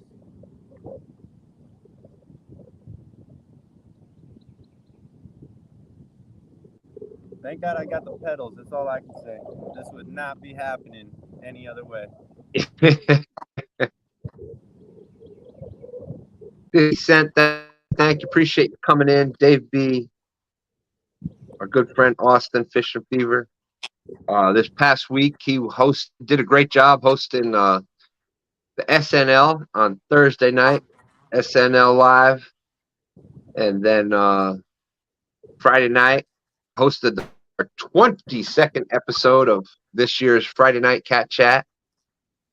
So great job, Austin. Steve Mosley, it's been raining all morning here. So Steve Mosley on the team here on Team Avid for this coming up Saturday night is the second Battleship tournament with Avid and Robin. So it's two Stan 2 and Dustin and Steve Mosley and Catfish Curtis. And on Robin's team, it is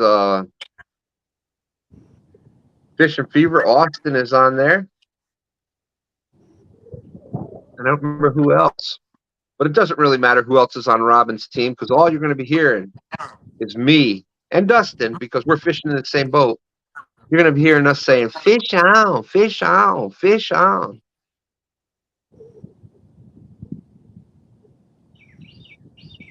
I might have to come up with something new for that. We'll see. We'll see.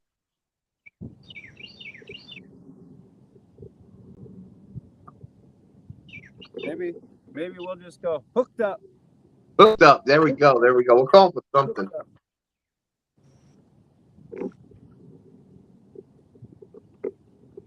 No, you got this, Steve. I got full confidence in you, Steve. We're gonna get that. We're gonna get that catching fish energy out there to the entire team.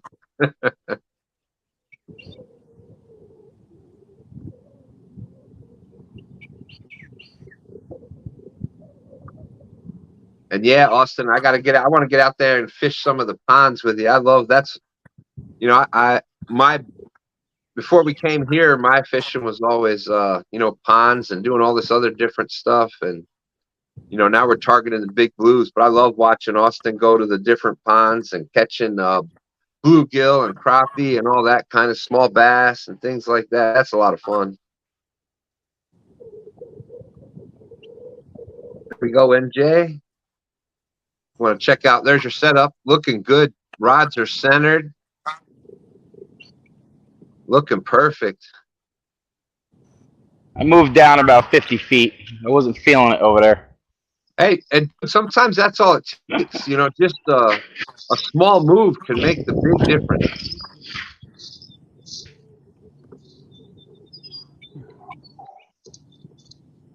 And there you go, Steve Mosley. I'll be on the yak, so I'll find them.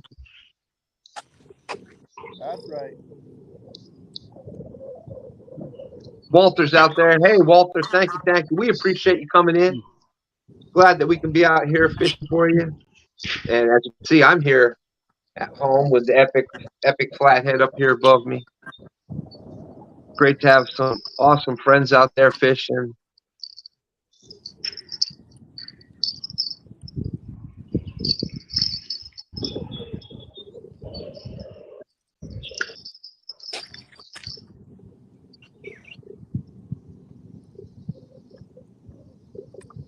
Absolutely, absolutely awesome. I know we're looking forward to eventually one of the days fishing with you.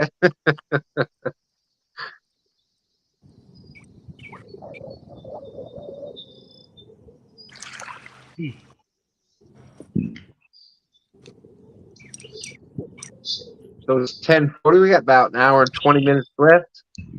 I know there's a lot of other things going on today, a lot of other lives out there on YouTube. So thank you for coming in.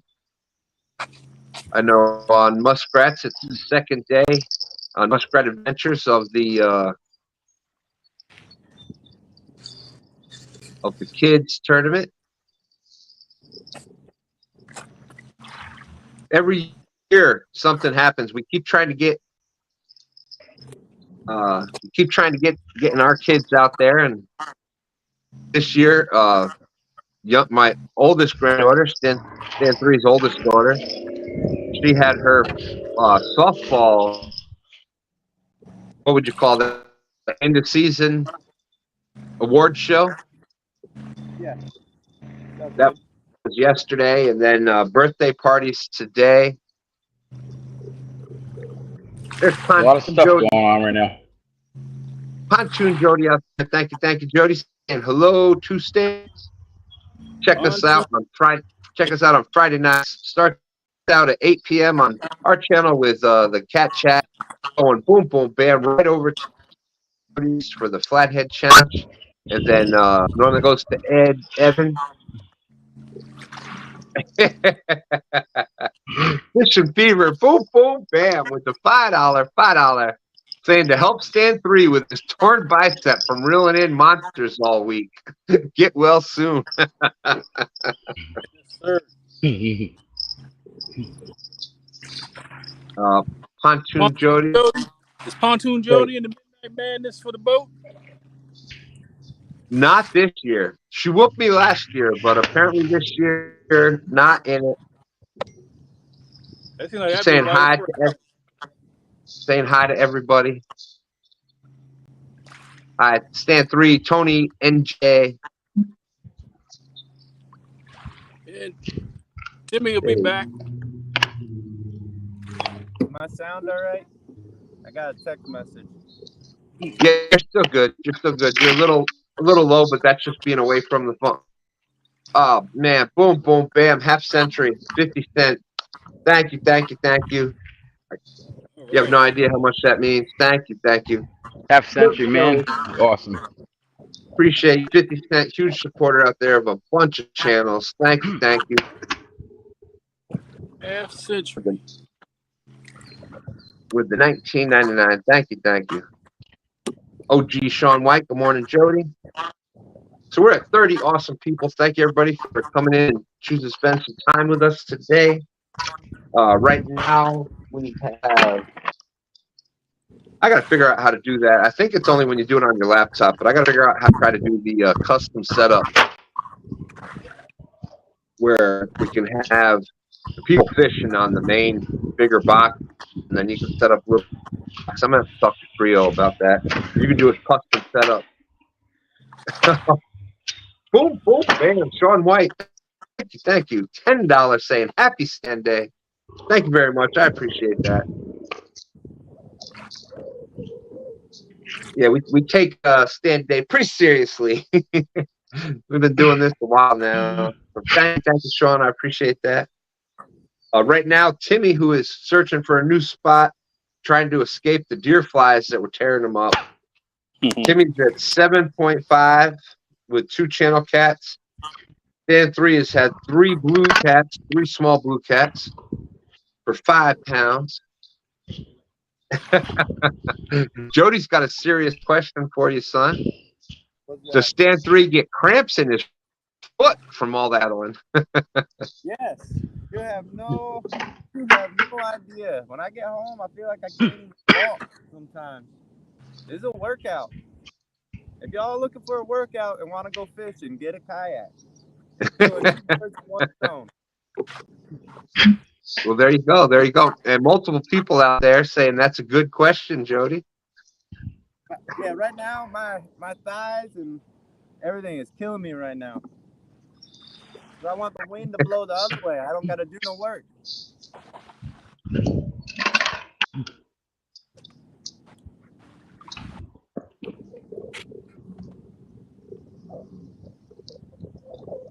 So, Sean White, thank you again, my friend. Yeah, we'll have Mr. Clean's brother back out. Uh-oh. That was a gooder one. Never hooked up, right? Nah, there's a big headpiece on here. You didn't get the hook. Check it. That was a gooder one. JG. Gooder. Man, JG, thank you with the $4.99. Saying the fee for not fishing STANday. Thank you. And I agree, 50 Cent. I agree.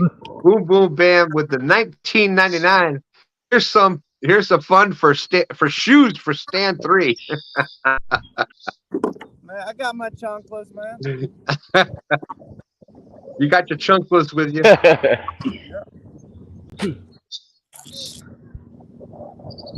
In case a snake or something come out, I might have to throw my chunkla at the snake. Throw the chunkla at the snake. Oh. Does it make his leg muscles big? It has to be better. It has to be better than going to the gym. I think we need to get the pedal system set up for the for our other boat, son. Yeah, I'll put them up front by you. Oh no! Hey now, let's not get carried away. I am all for it. You don't want to do one of those. What they call that? Where the bike pedals the people around a crimshaw, something like that. You don't want to do that with me in the boat. Nah. Yeah, we'll get you a paddle boat. We get you a paddle boat. You come out here next to me. Austin Fish. Doesn't Catfish Chris? He got one of them for sale. That's right. That's right. That's a sponsored boat right there. He's already got rod holders and everything on it for you.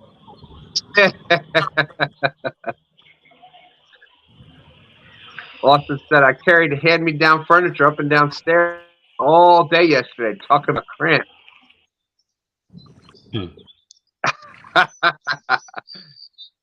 Instead of doing fish on, Punch and Jody says, makes me think of the Flintstones. Stand 3 needs to yell yabba dabba doo when catches a fish. Stand 3 needs to get a Peloton sponsorship. Let's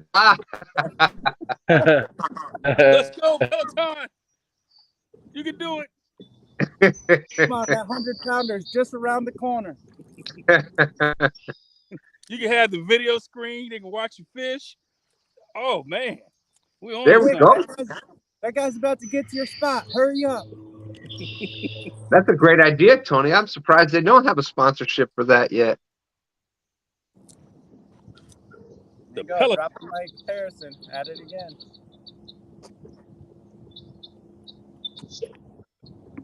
Yes, you were definitely, Tony dropped the Mike Harrison, definitely full of some great ideas out there. Put one of those things in the basement. I don't think it's in the water. So thank you, everybody. I appreciate the boom, boom, bams. Thank you. That really does help out a lot. But I appreciate each and every person out there choosing to spend a little time with us. There's our good friend Fishing Cooking with Mike Chavez. He was one of the original channels when we started looking, when we moved to Virginia, started trying to figure out and started hearing things about the James River. And so we owe a lot of our success to Mike Chavez because we learned a lot of the things by watching his channel as far as how to start catching some blues. Truly just amazing. Truly honored. Got to fish with him last year. We had a blast. Stan 3 and I both out there. Yep.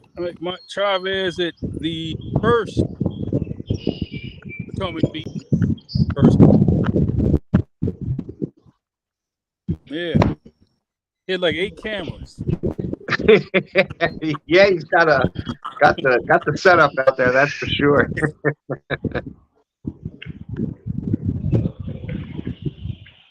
Oh, there we go. Fish and Fever saying, Mike, I made some shrimp quesadillas on the Blackstone yesterday. Woo. Now he's, that's right, Mike's out there inspiring us to cook some awesome, amazing things. So if I just got to do a public service announcement. Do not watch a Mike Chavez video.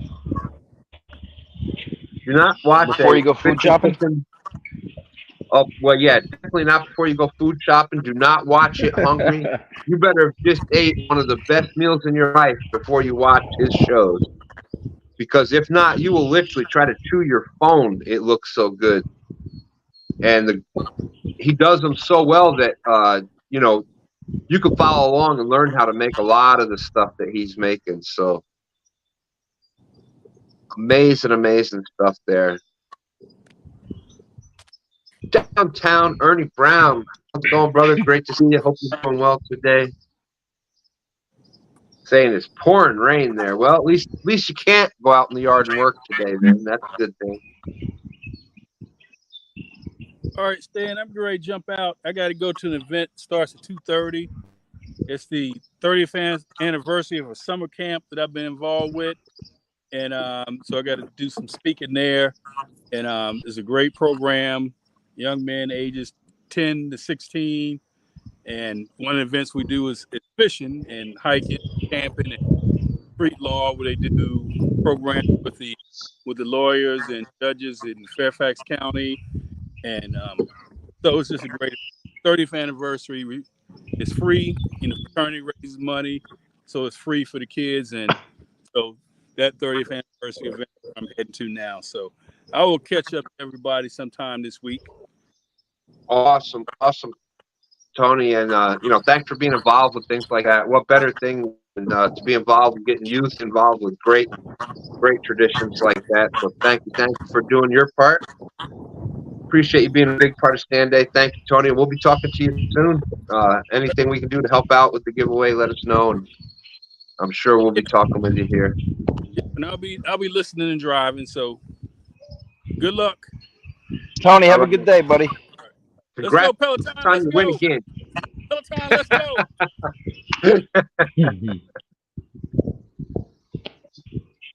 Oh, Tony, that that's funny. What a great group to be involved with there. Getting kids involved with the outdoors that wouldn't necessarily have a chance to do that. Awesome.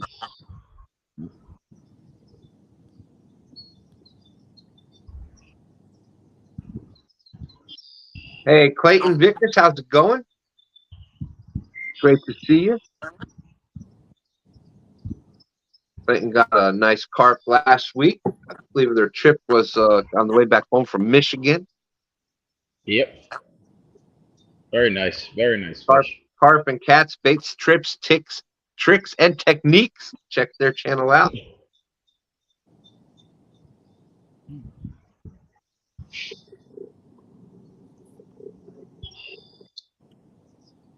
So, NJ, where are you fishing today? I'm at a lake. It's called Pine Cliff Lake. It's in Passaic County, New Jersey. It's my second time here. I came here yesterday, caught a bullhead and caught a 7-pound channel. And I said, you know what? Let me try to get out there again today and get on your show. So There you go. Looks ain't like nothing doing though.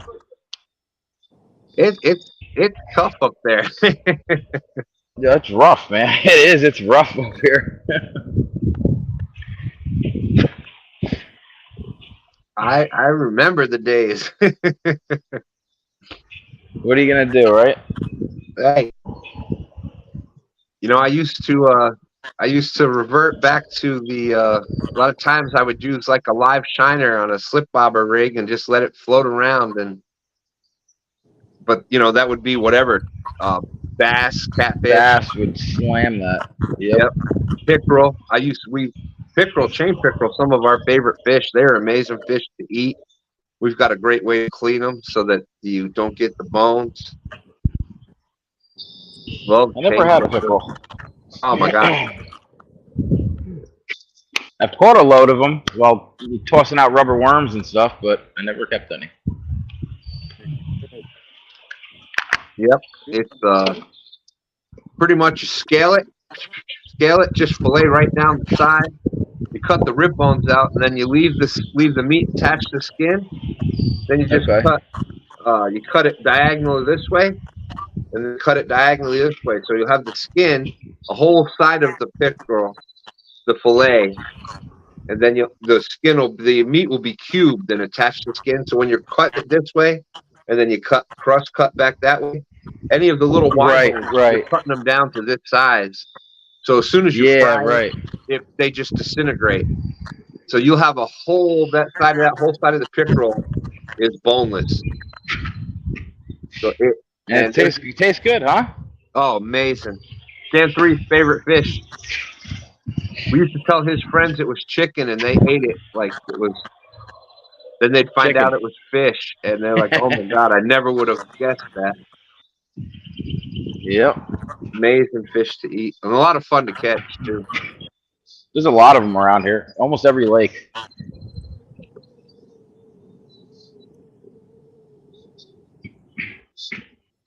We still got 28 awesome people out there. There we go, pickerel on the half shell.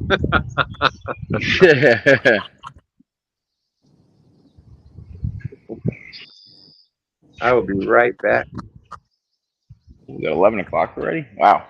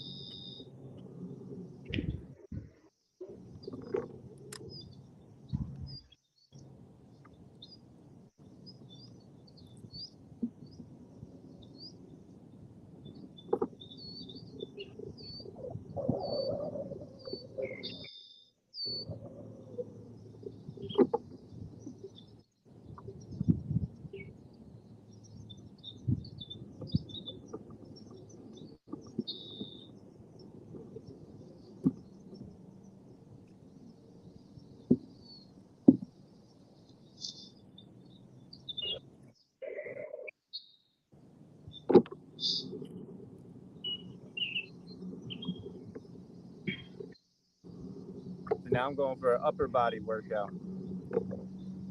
There you go. This wind's terrible, man. If I stop pedaling past 1 minute, I just start going backwards. Just gonna start blowing you around. Yeah, it's not what you want to do.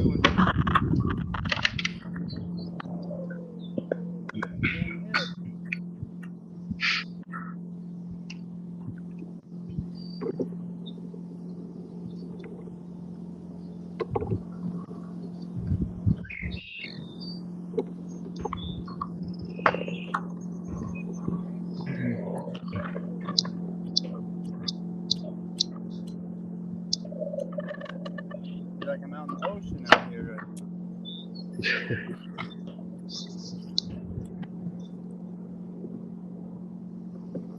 I can't see what anybody's saying in chat. Got the sun in my eyes and all that on the phone, but Yeah, screen is dark over here.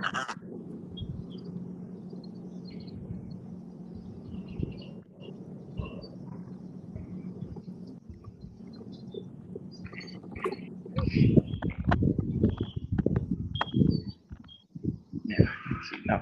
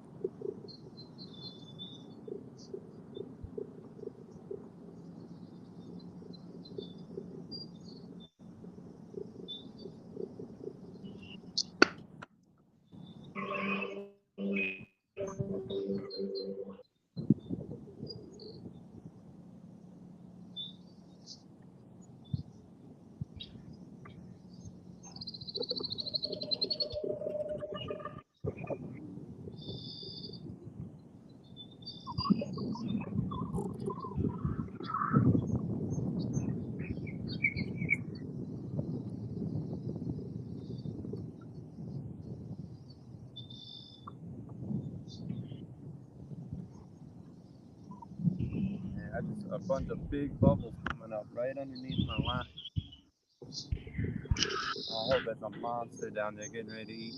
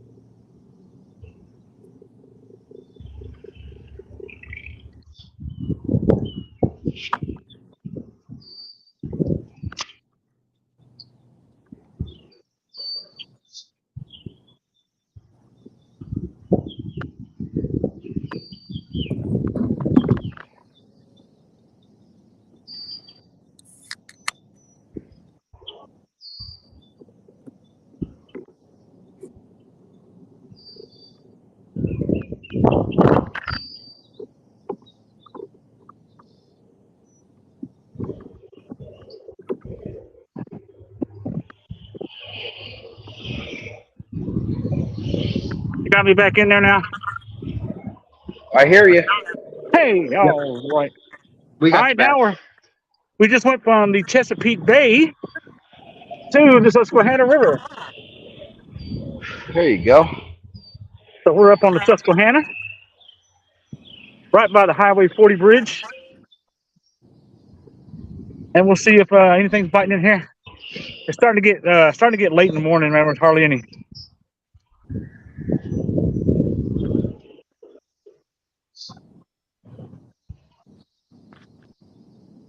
Hardly things start to stop biting.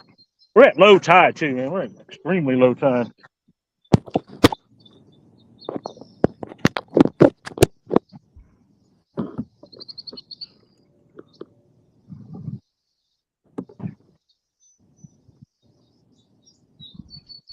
Jesus Christ.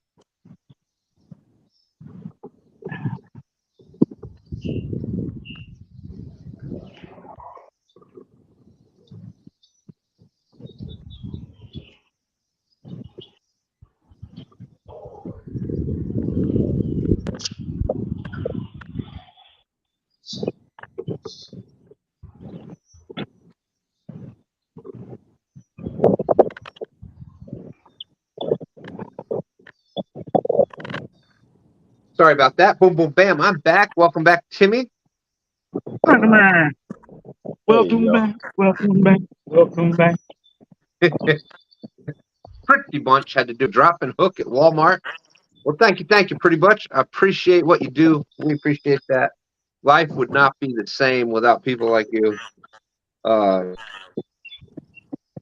Timmy is at 7.5. He caught two channel cats, a 3.1 and a 4.4.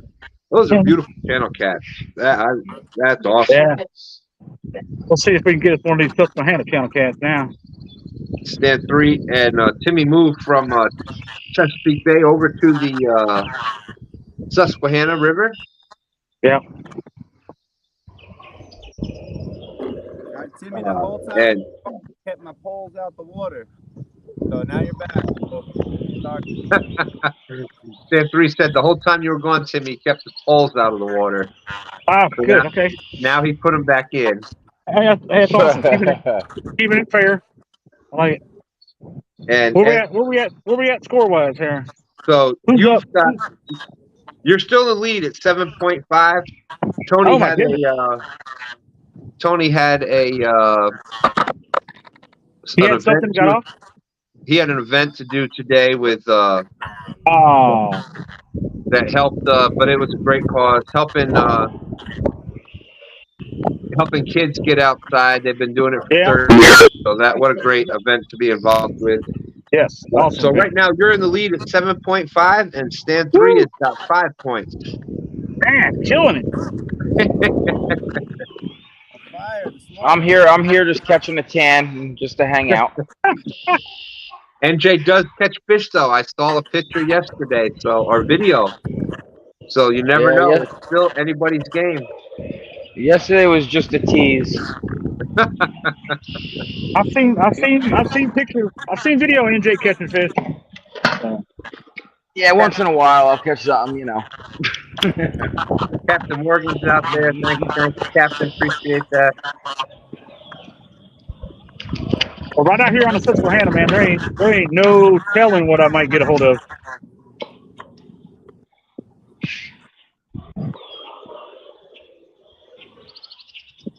Definitely hearing the birds, and it's like we're out there fishing with y'all.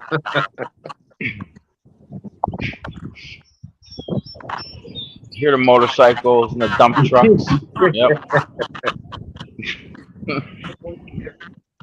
Yeah, over here in Haddon, Grace, right on the Susquehanna, dude. It's got a beautiful breeze. Nice breeze this afternoon. Man, that was beautiful out. That was one of the things. That was one of the things I love about hunting or fishing super early. You go out there and it's still a little dark, and there's just total quiet. There's nothing really going on, and then it starts getting a little light, and some of the birds start coming up, and you start hearing. It's just that's just a cool feeling. If you're out there in the middle of nowhere, that can get, it's just one of those special things.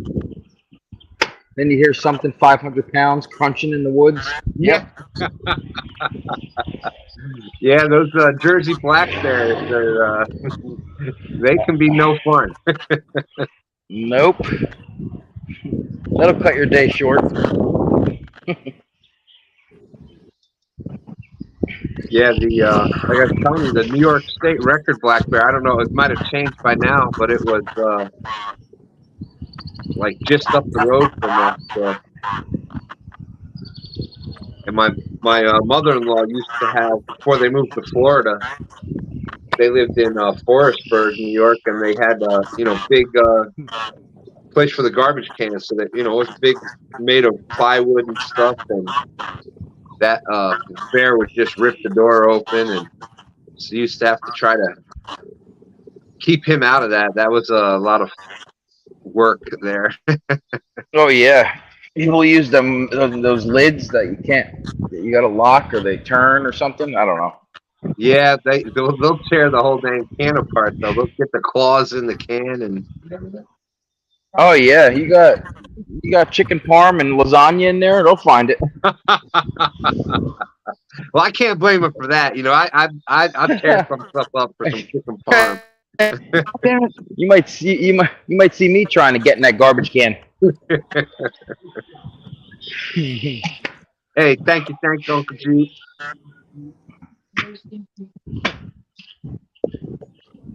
Oh yeah. My wife just said, "Oh no, I owe Stand 3." My wife was supposed to make some chicken parm a couple weeks ago, or last weekend, so she owes Stand 3 some chicken parm. Yeah, I was just thinking that as soon as he said. Perfect. Stand 3 was saying, "I was just thinking that. I wondered if she remembered the chicken parm."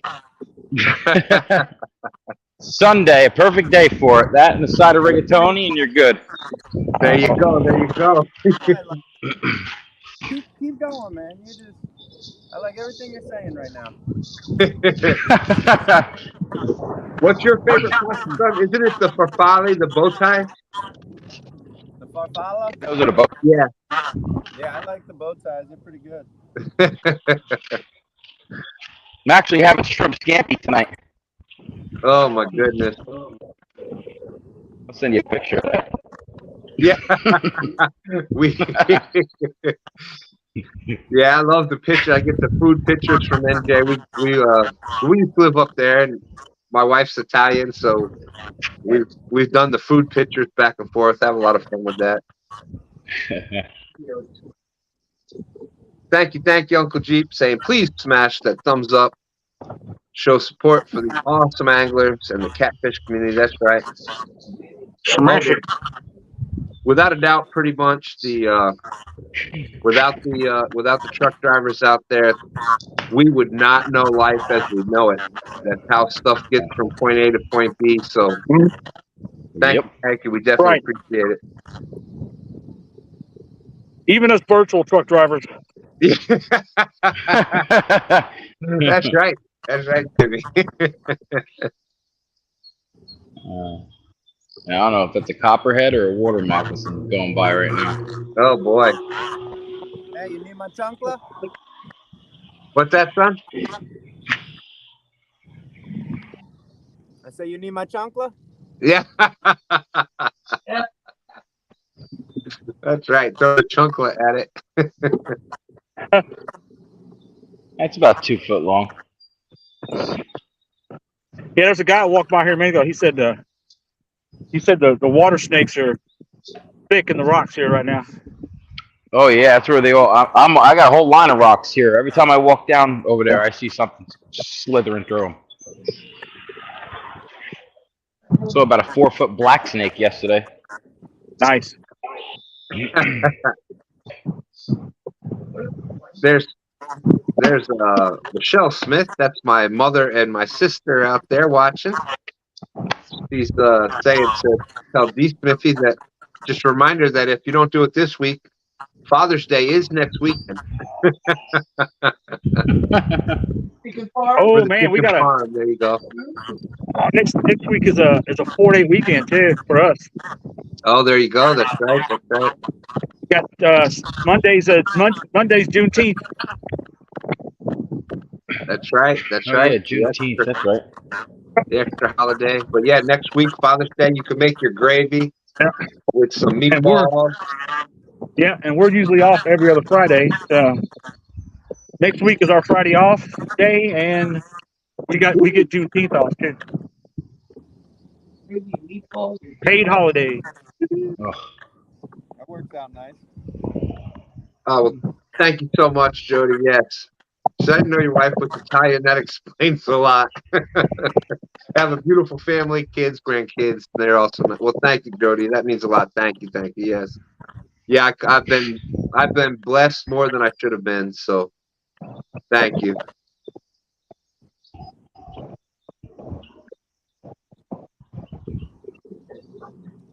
Oh.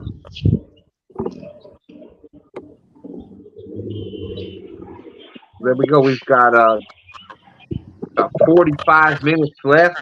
Still anybody's game today. This is anybody's STANday. Who we got left? We got STAN3, NJ, and myself. And NJ. Yep.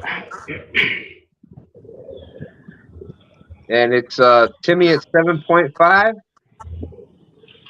STAN3 at 5, and NJ at 0.22 for all the wonderful bird sounds. for all the ambiance. That's right, and all the appropriate food talk. So 0.22 there for NJ. Cool. At least I didn't get 0 today.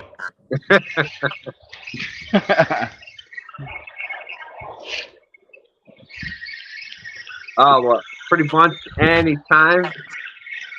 And that goes for anybody out there. If you want to fish with us on a STANday, all you got to do is email me at 2standsfishing@gmail.com.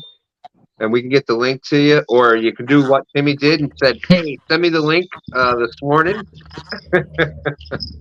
Yep. Send me the link. Same thing with NJ. NJ said, "Hey, I'm on the way to the water. I'll be there in 45 minutes. We'll get the link to you." But yes, come up and fish with us. We do the STANday Fishing with Friends Carp and Cat Challenge. Any carp or catfish caught, you get a point per pound. Yeah, NJ needs to start one of those help you fall asleep better channels. The Yeah, sounds of nature. Absolutely right. I might do that actually. there you go. That's right. The ASMR. That looks Yeah. like Yeah. Hey, at nighttime, if you want to fall asleep faster, just put NJ's channel on. Right on, man. What we got there? he's hooked up on something. It's a bluegill. It's no better than what I was catching. Oh, it looks bigger. And if I'm not mistaken, that looks like a blue Uncle Lou rod. Oh, what we got?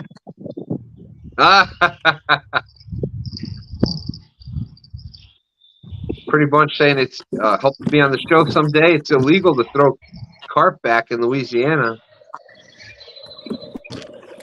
Come on now, guy. Fishing Fever Austin saying, remember, come on, man, easy on the torn bicep. Come here.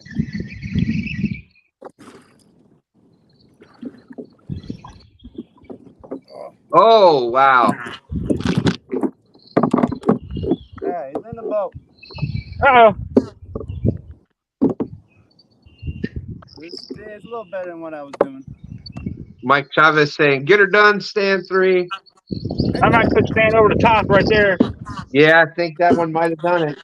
It needs to be 2.5 pounds. I believe the head was more than 2.5 pounds. This here, let me see. I might got a tape. Will you do some math for me? Yeah, I got a That tape. one looked like it.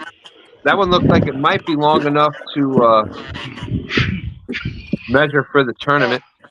I caught another one this morning, but I don't know. Maybe I should. I don't even want to tell everybody. I'm too mad about it. Too mad about what?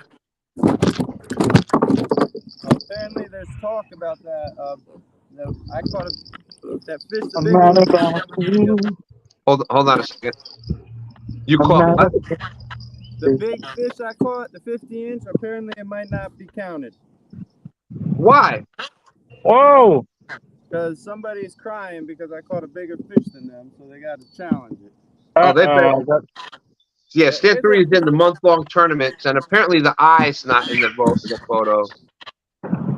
That better be counted because that's just bullcrap. Otherwise, you've never complained. There's been a bunch of questionable photos in there. There's a flipping video of the fish live and going back. If you're gonna join the tournament, don't be a crybaby when somebody catches something big. It's true.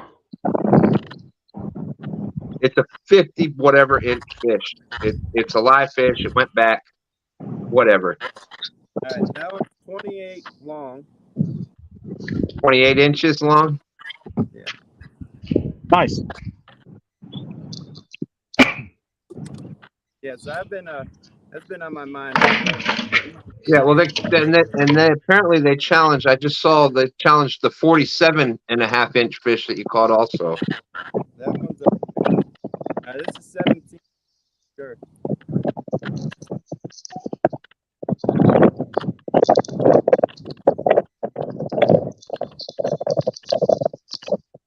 Yeah, there's been many fish that Stand 3 should have challenged but never did in the month-long tournaments. And then the eyeball is for, to prove that the fish is alive. Like that's the whole point of the eyeball, is so that way you can see if the fish is alive or dead. And I have video releasing it. there's a video of the fish swimming away alive. So, But did you do the math? no, I didn't hear you. I'm sorry. It's 38 by 17. Or 28 by 17. 28 by 17. All right, we'll do the math on that. Let him go.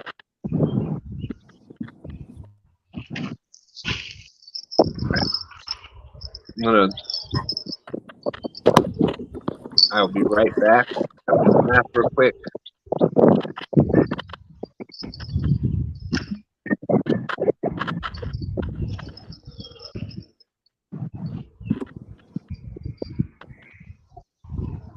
That guy. Everybody doing the math on it. I'm gonna let him go. He's trying to bite me.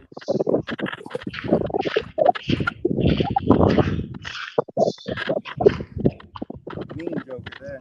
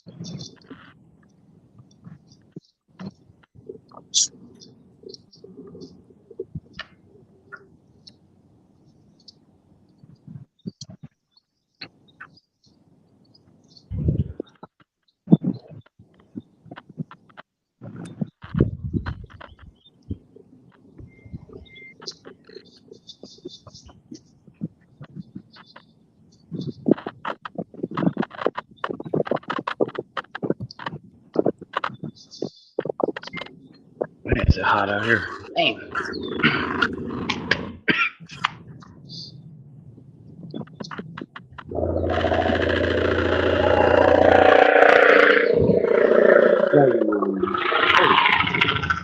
Okay, so that was it ended up being a 10-pound fish. So 10. So you're up to 15 now. Nice. Timmy's at 7.5. Nice fish. I guess I should put a bluegill head on the size of my shoe. I plan on Here we catching come something with big. the bass fishing again.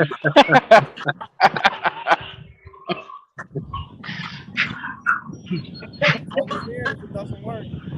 That's right. It's only weird if it doesn't work. That's right. Yeah.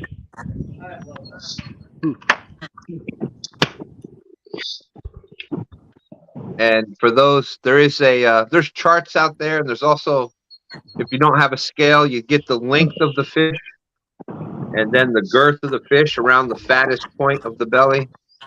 And so it's length times girth, and you divide that by 800, and that gives a pretty close estimation of what the fish weighs.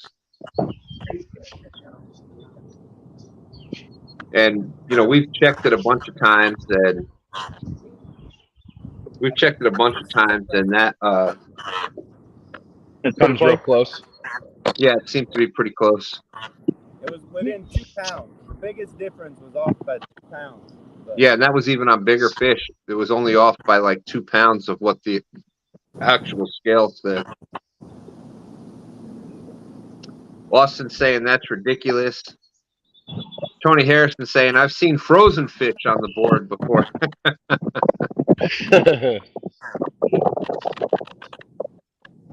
welcome Yeah. to my life.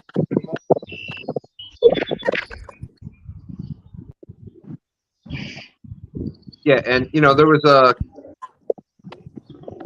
one tournament that Stand3 came in second on for the month longs a few months back.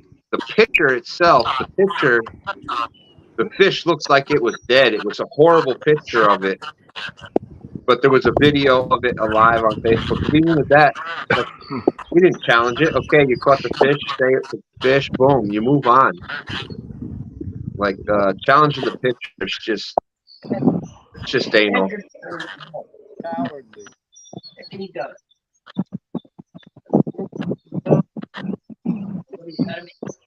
I can't hear.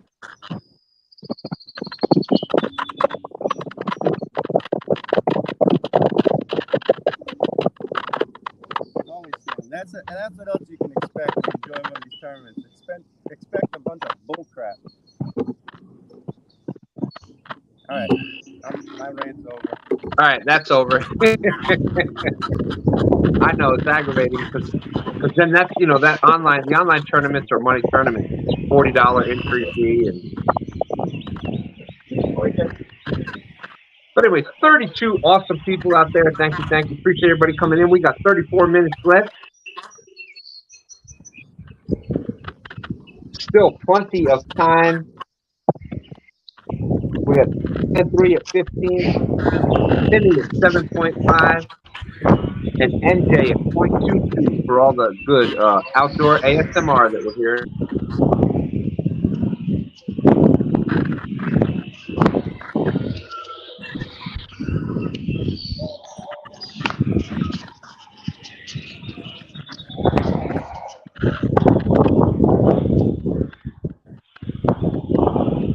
I know there's a bunch of other stuff going on today. You got the kids tournament on Muskrat Adventures channel, and that's going till 1 or 2 o'clock. So once we jump out of here, you can check them out.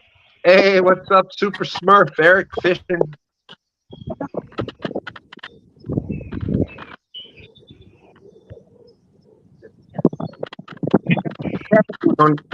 Tony said it was so cold, the fish had on a jacket and gloves that was way on the board. Good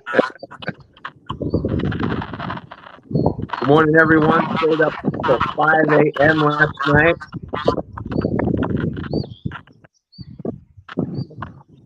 So I guess the Battleship tournament lasted a little longer than people thought. That was 7 hours or something, I think. They just needed that many fish to be caught for the guests, I guess. Yeah, I was out. I went to my granddaughter's wrap up. They did the award ceremony yesterday. So by the time we got home and dinner and all that stuff, I was asleep. Let's see. Competing in the state tree catfishing, competing in a competition, placed in the novice class.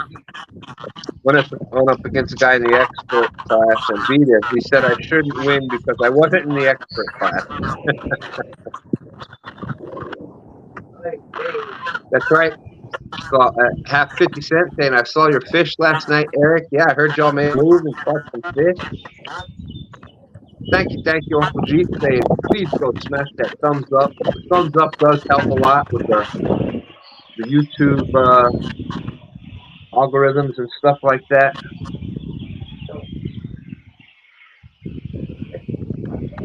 Show your support for the anglers and the catfish community. That's what Uncle G.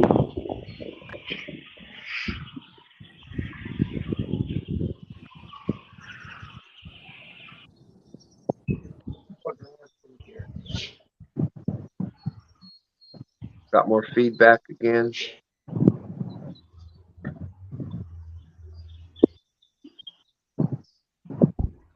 Man, I am roasting like a pig out here.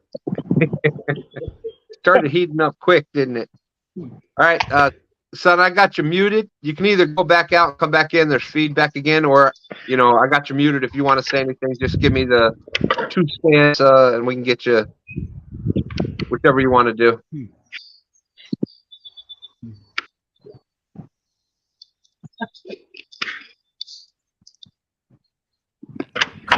As soon as I got like 10% battery, I guess my phone's not charging. Hop out. You hear me? Yeah, I hear you. You said you got about 10% battery left. Yep. I guess it hasn't been charging. It's been plugged in, but because it keeps messing up, I'm just gonna hop out. All right. If I get something big, I'll try to come back in. There you go. There you go. All right, thanks everybody for watching. All right. Hopefully you come back in.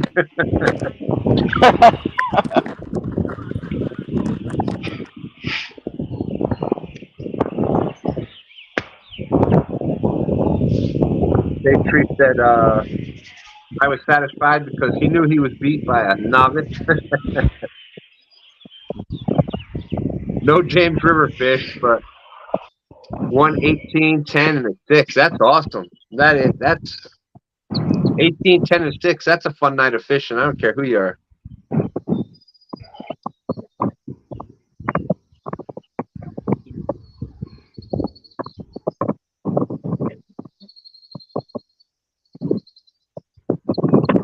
All right, so 29 minutes left.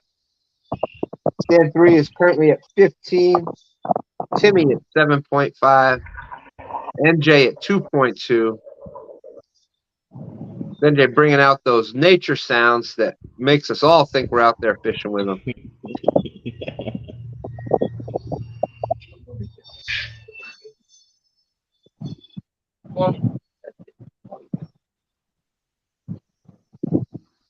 Have 50 cents saying I saw the 18-pounder that Curtis caught last night.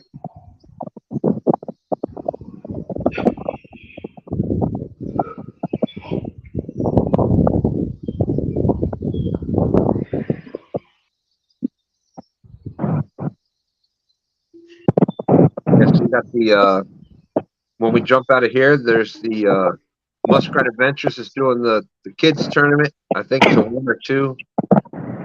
And then there is also the what were they called? The Panfish tournament on I think it's on Panfish Nation, Lyle's channel. I think it's on Mark's channel. Or Mark's channel. There you go. That's right. That's right. I think you're right because I think I saw a post from him about it.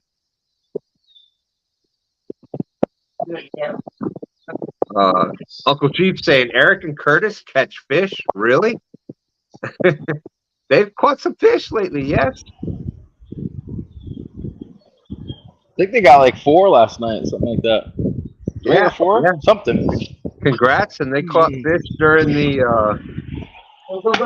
They caught fish during the ladies' call out challenge.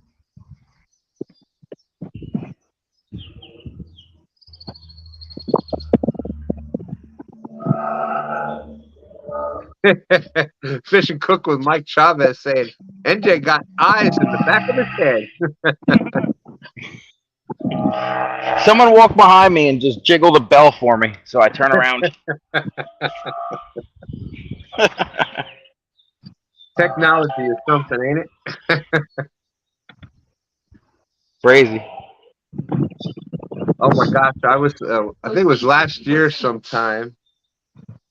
Dustin and I were out fishing, and it was at the end of we're trying to like say goodbye to everybody, and it was a bad day, slow day of fishing.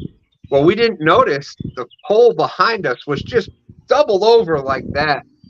We're like, yeah, thank you for coming in. We appreciate blah blah blah blah blah. Going. Meanwhile, that pole behind us, we never saw it. It's bent over. By the time we're done, we look back, no bites. Didn't notice it until people started pointing it out after we started hearing about it. Yeah. 50 Cent said Eric and Curtis need to change their name to Beavis and Butthead. Mike Chavez saying, the bells, yes. I need them bells, man. I can't stare at the rods the whole time. I walk around. I can't. I'm not staring.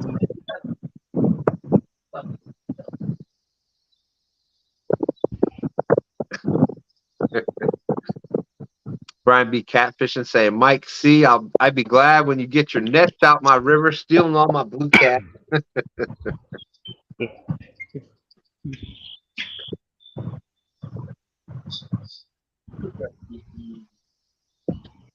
All right, Brian B saying, yeah, it's definitely on Mark's channel.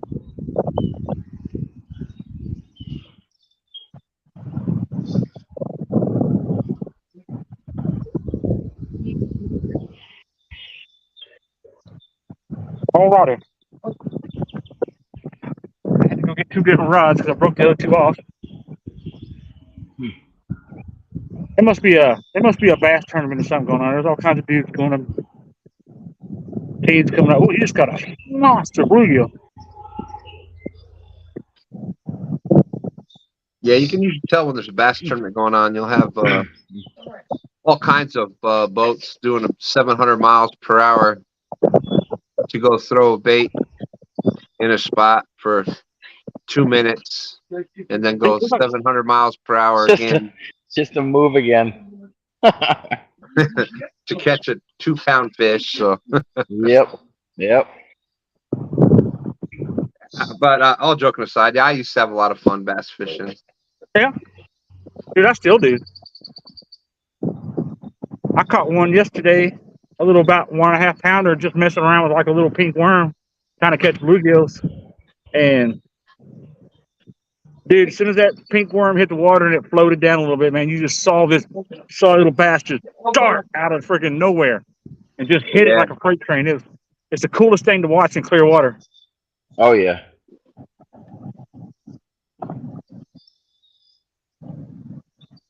Yeah, that's right. The evil blue cats here in the Chesapeake Bay.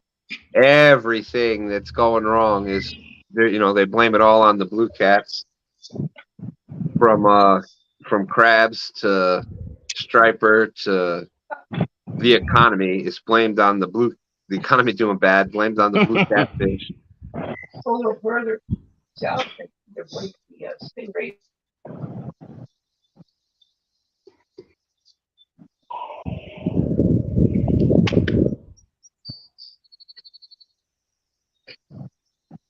Okay. 22 minutes left. And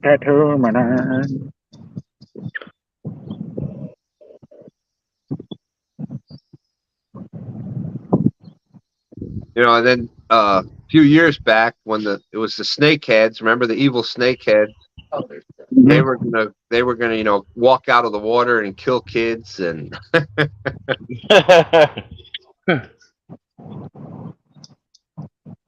don't let your dogs by the water. The snakeheads will come out and get them.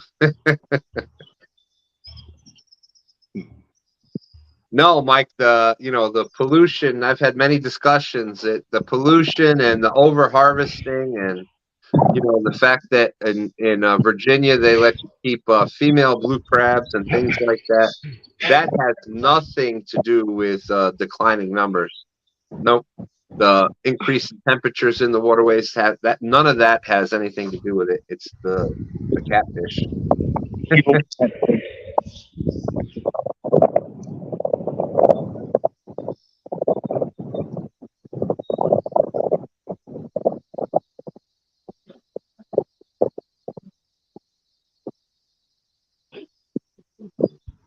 21 minutes left. 27 awesome people out there watching us. Thank you. Appreciate you being out there. Stand 3's phone was on the decline. Only a little bit of battery left. He's going to try to get it charged. If he does hook into something, he'll be back with us. But so far, we had Tourney on this morning. He was on for an hour or so. He had an event this afternoon, 30-year anniversary for a group that gets some kids out there doing some stuff in the outdoors. So great cause to be involved with. But stand 3 is at 15. Timmy's at 7. I heard a bell. Wow, imagine that. Heard a bell. Come on. I hear bells rattling. It's probably a bullhead. Hey, they count. They count. I got him. Yes. Nice job. All right. That was perfect. Definitely a bullhead, but I'll take it. That's how you reel down on it. Great job.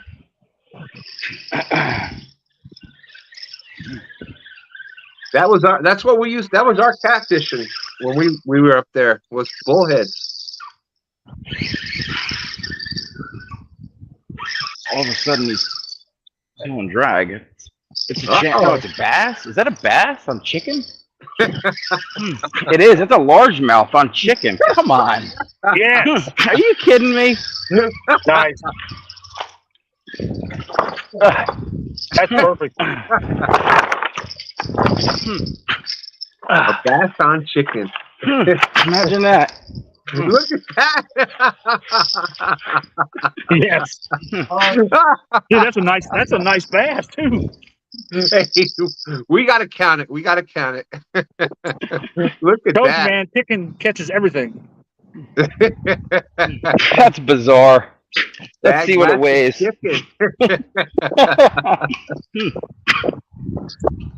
That's right, JG. That's right. You know, NJ, you're gonna have people adapting your style there. Do not, sit in the chair facing away from the rod. Don't pay any attention to them. Use the restroom, eat something, whatever, and bam, guaranteed bite. There you go. And just wait for. We're gonna start calling that NJ style. 3.71, so 3.5 pounds. NJ on the board. We counting that one. That's 3.7 for NJ. No skunk. Cool. Cool. That was awesome.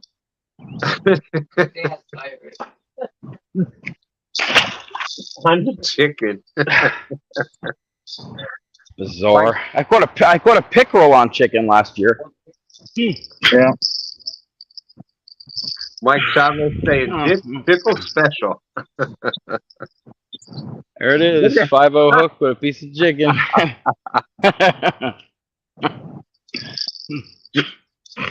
Mike Chavez saying ditch pickle special. A JG saying nice bass, dude. 50 Cent saying nice bass, NJ. That's awesome. It's weird what that is. 3-pound bass. Any of the bass fishermen out there driving around like we were just talking about, driving around 700 miles per hour. And here I am, plucked one in on chicken. They would love to have that fish. Solid 3.5 pound bass ain't bad. No, that's a nice bass. Mike, right, 3.71. The grips are 0.2. Yeah. Dude, that's a nice bass in any book. Yeah. So weird. Mike Chavez saying, why did NJ throw that bait back? Tony Harrison, nice one.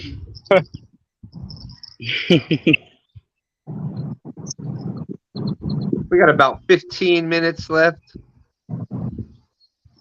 I should have put whiskers on it. Yeah.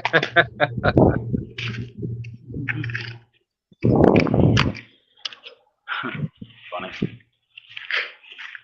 Yeah. Well, here in Maryland, if a fish species has a length limit, it cannot be used as bait. Yeah, you can't use bass here. Yeah. So if anything else, it doesn't have a length requirement, it can be used as bait. But if it has a length requirement, it cannot be used as bait here in Maryland. The way they do it here in Virginia, you can use game fish as bait, but it has to meet the krill and length and stuff requirements. So, like we don't have most of the places, we don't have length requirements on bass, but there's 5 a day.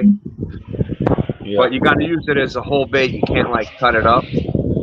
So you have to use it as whole bait. It's weird. Yeah. And here in Virginia, we're allowed unlimited poles. So you could literally put 10, 12, whatever poles you can watch. You can use as many poles as you want. How far are you from KP, Stan? About an hour and a half or so. That ain't that far. No, not too bad. All right, here comes these bass fishermen, and they're fishing right across me. So let's take bets on how long it takes them to hook my line. Yeah. Over under 3.5 minutes. Yeah. Dude, they literally act like they don't even see me sitting here. Like they don't even care. They're going right across in front of me, casting to the bank. Dude, we used to live right on a lake. We'd be on our dock or swimming on the dock, and bass fishermen would come up and try to cast on the dock that we're on or swimming on. Yep. Yeah, it's just ridiculous. If I'm in a boat and we're fishing the bank and we see somebody fishing on the bank, we'll go around them. Yeah. Yeah, right. It's only like 10 feet of bank that you're missing. It's like they get mad that you're fishing. I know. Yeah, because it makes no sense. Because, like I said, I'm only taking up like 10 foot of bank, literally, that they can fish. Yeah, and they get upset. They get upset because they can't fish that 10 foot, and there's like 200 miles of river above me. Yeah, we'd be hanging out on our dock, and it was a mostly private lake that we lived on. But people would get in and do different things. But yeah, you'd be on your dock, just hanging out or chilling, or even have a pole cast out or swimming, and they'd be coming down and cast up to the dock that you're sitting on right there. But believe it or not, though, it would probably be a smart thing to fish either right to the left or the right of a bank fisherman, because most of the time we're tossing old bait into the water, and that's got to be bringing fish in, all kinds of fish. Yep. I'm all time throwing old pieces of bluegill and shrimp and everything else right up 10 feet off the bank. It's bringing bass and stuff in, so it would be smart to fish right underneath my fishing rods. Let's see. Fish and Cooking with Mike Chavez saying that's why we call them bass holes.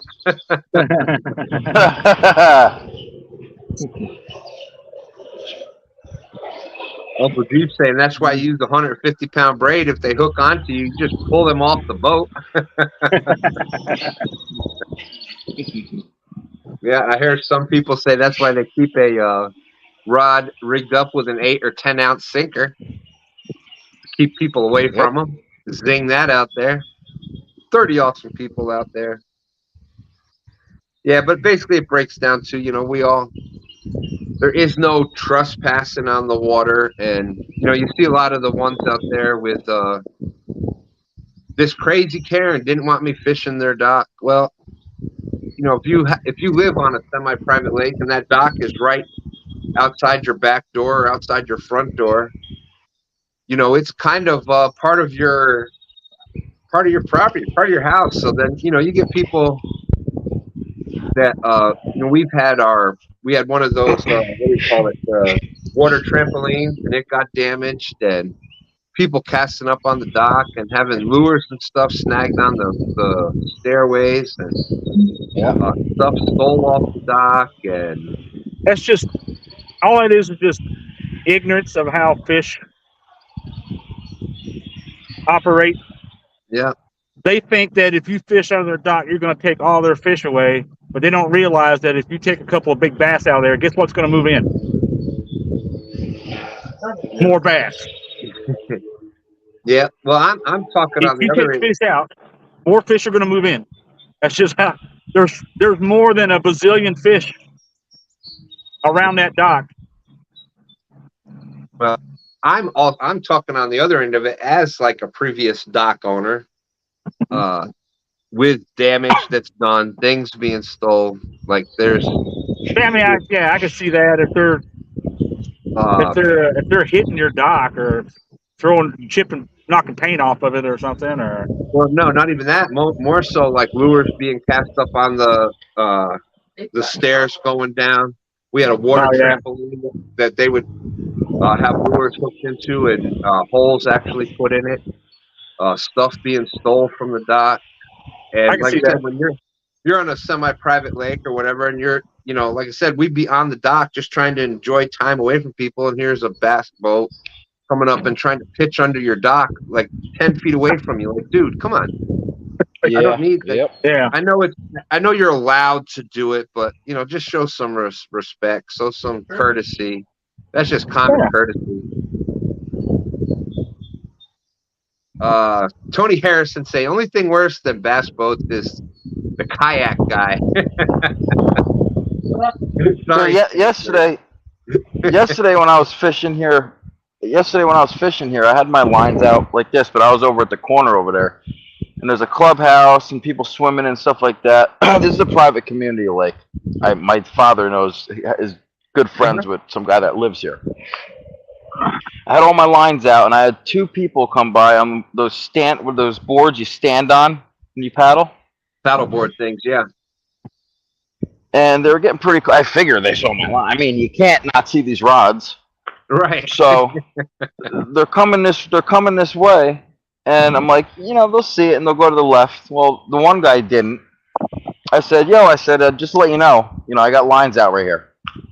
He's like, oh, okay, all right. So he tried turning to the right. I think he was like a beginner on the thing or something. So he started turning to the right, and he went over to the corner, and it was windy yesterday, and the wind was blowing this way. And he hit the rocks. He hit the rocks, and he tumbled right into the water. Oh, it was so funny. I went over there and I asked him if he needed a hand, but he seemed a little more aggravated. So he said no. Oh, man. That was a good 3 minutes. Well, the kayak guy, Stan 3 was telling the story earlier. He's been going out and fishing like overnights and stuff. So last night he was on the way in and he had the trolling motor on the kayak. Well, I guess he dozed off on the way back. Oh, and he hit the rocks. Yeah. Right in. I mean, it directly, like the guy's fishing there on the bank by the one discharge, and man, he just was going straight for it. The guy never said nothing. I mean, I got my rods out. I'm going to be like, dude, I'm fishing right here. What are you doing? Something. Nope, that guy said nothing. Bam, right up on the rocks. The guy still said nothing.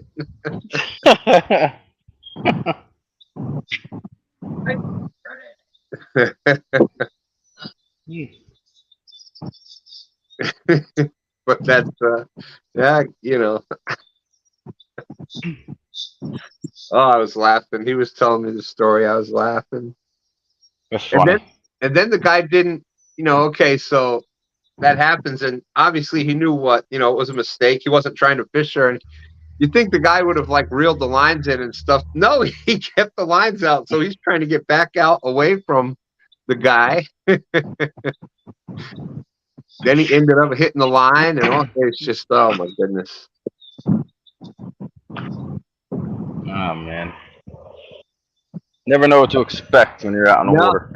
That is true. That is true.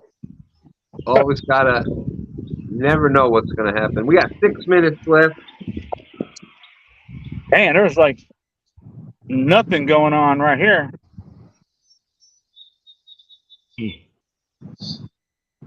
Beautiful day out there, though. Gorgeous day. Both boaters are out.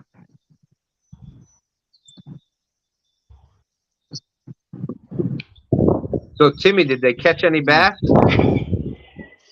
Yeah. One dude got that nice. It's probably a good pound or more bluegill.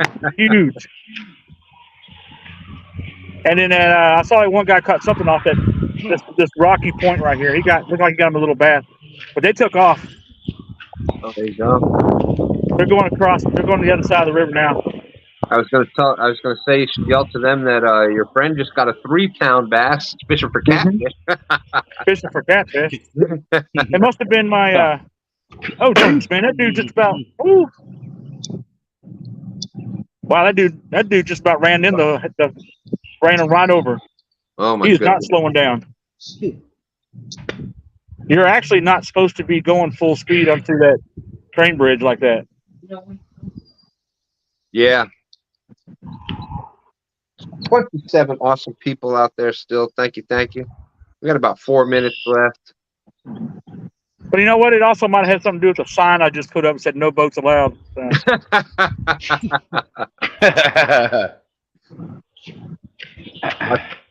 Watch out, they'll be calling you the crazy Ken on the bank. Man, Hey! yesterday, also when I was fishing here.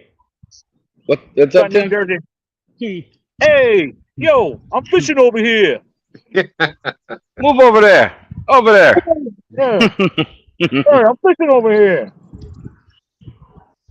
I was fishing yesterday. Again, another little quick story. And my dad's friend, he texted me the guest badge, picture of the guest badge, just way if anybody stops and asks me. So I'm fishing. It's quiet. Nobody's here. I see some lady walking up. She's got a bag in her hand. I thought she was going to like feed the ducks or something. She comes over to me, and she's like, yeah, you have a guest badge, like, you know, with an attitude already. Yeah. It's like you have a guest badge, and what's your name, and all sorts of stuff. I'm like, yeah, hold on a second. I'm just recording. You know, I got a YouTube channel, this and that, and you know, I'm recording. Let me bring up the text. I'll show you the guest badge. His name is, you know, Don Bender. Blah blah blah. She's like, she's huffing and puffing. She wanted me to be trespassing. Right. It was unbelievable, and it went on for a couple minutes too. She's like, you know, you're only allowed to come here 10 times for the year. I said, all right, well, I'll see you tomorrow because today's my first day. Tomorrow will be number 2. Yeah. Yep. Man. Yeah. Like, you got to be kidding me. I mean, it's nice to have people make sure nothing crazy is going on and people aren't doing the wrong things at your private lake. But to have an attitude like that and to want to get people in trouble, no, right? That ain't right. You know, I could see it more so. It's like right out your back door, right out your front door, right in front of your house or your dwelling. But you know, obviously, you can see over here, it's the community lake. That's just somebody trying to start something. Mike Chavez saying Karen. Karen. That was a Karen, all right. Should have asked her what her name was. Probably was. Thank you. 50 Cent saying, nice show today. 2 stands. Well, thank you. Appreciate everybody being out there. NJ, before we get out of here, we got about a little less than 2 minutes left. Anything you'd like to add before we jump out? Ooh. What we got here? He's got something. Oh, no, man, I had fun. Dude. It's even if I catch nothing, it's nice to come out here and hang out with everybody, Nice. And, that dude just got a monster. I plucked in that bass, so that was cool.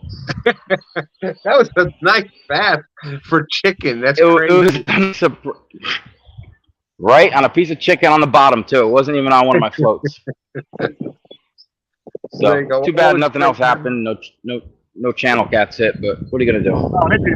Hey, always great having you. A nice bass. If anybody out there hasn't picked up NJ Fisher Maniac yet, if somebody could definitely do me a favor and drop his link out there, does some great appreciate lives, that, Sid. Has a lot of fun. Definitely want to check him out. So thank you again, NJ.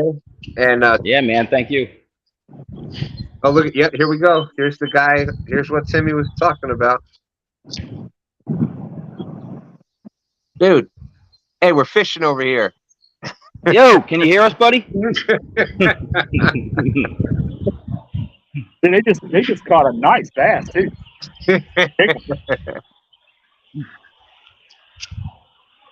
Something got my shrimp. Look at that. I'm fishing with no bait. Thank you, Austin. Saying great show today. Great job, guys. All right, Timmy. Well, ended with 7.5. You got a couple of nice channel cats. Anything you want to add before we jump out? Another beautiful Sunday out on the nice bass.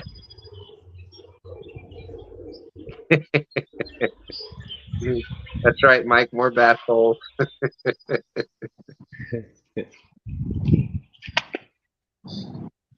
Well, everybody have a great another week. We'll see y'all next weekend. There we go. All right. So again, Timmy from Chesapeake Bay Catfishing, his link is out in the description as well. Check him out if you haven't done that yet. Go hook set him. And with that being said, we are jumping out of here. Like I said, on Catfish and Crappie channel, they have the Panfish Nation Panfish tournament going on. On Muskrat Adventures is the kids tournament. I believe they're both going to 1 or 2 somewhere in there. So go check them out. Thank you. I can't tell you how much y'all mean to me. Thank you much for being such a big part of STANday. We appreciate it, and we'll talk to y'all soon. Deuces.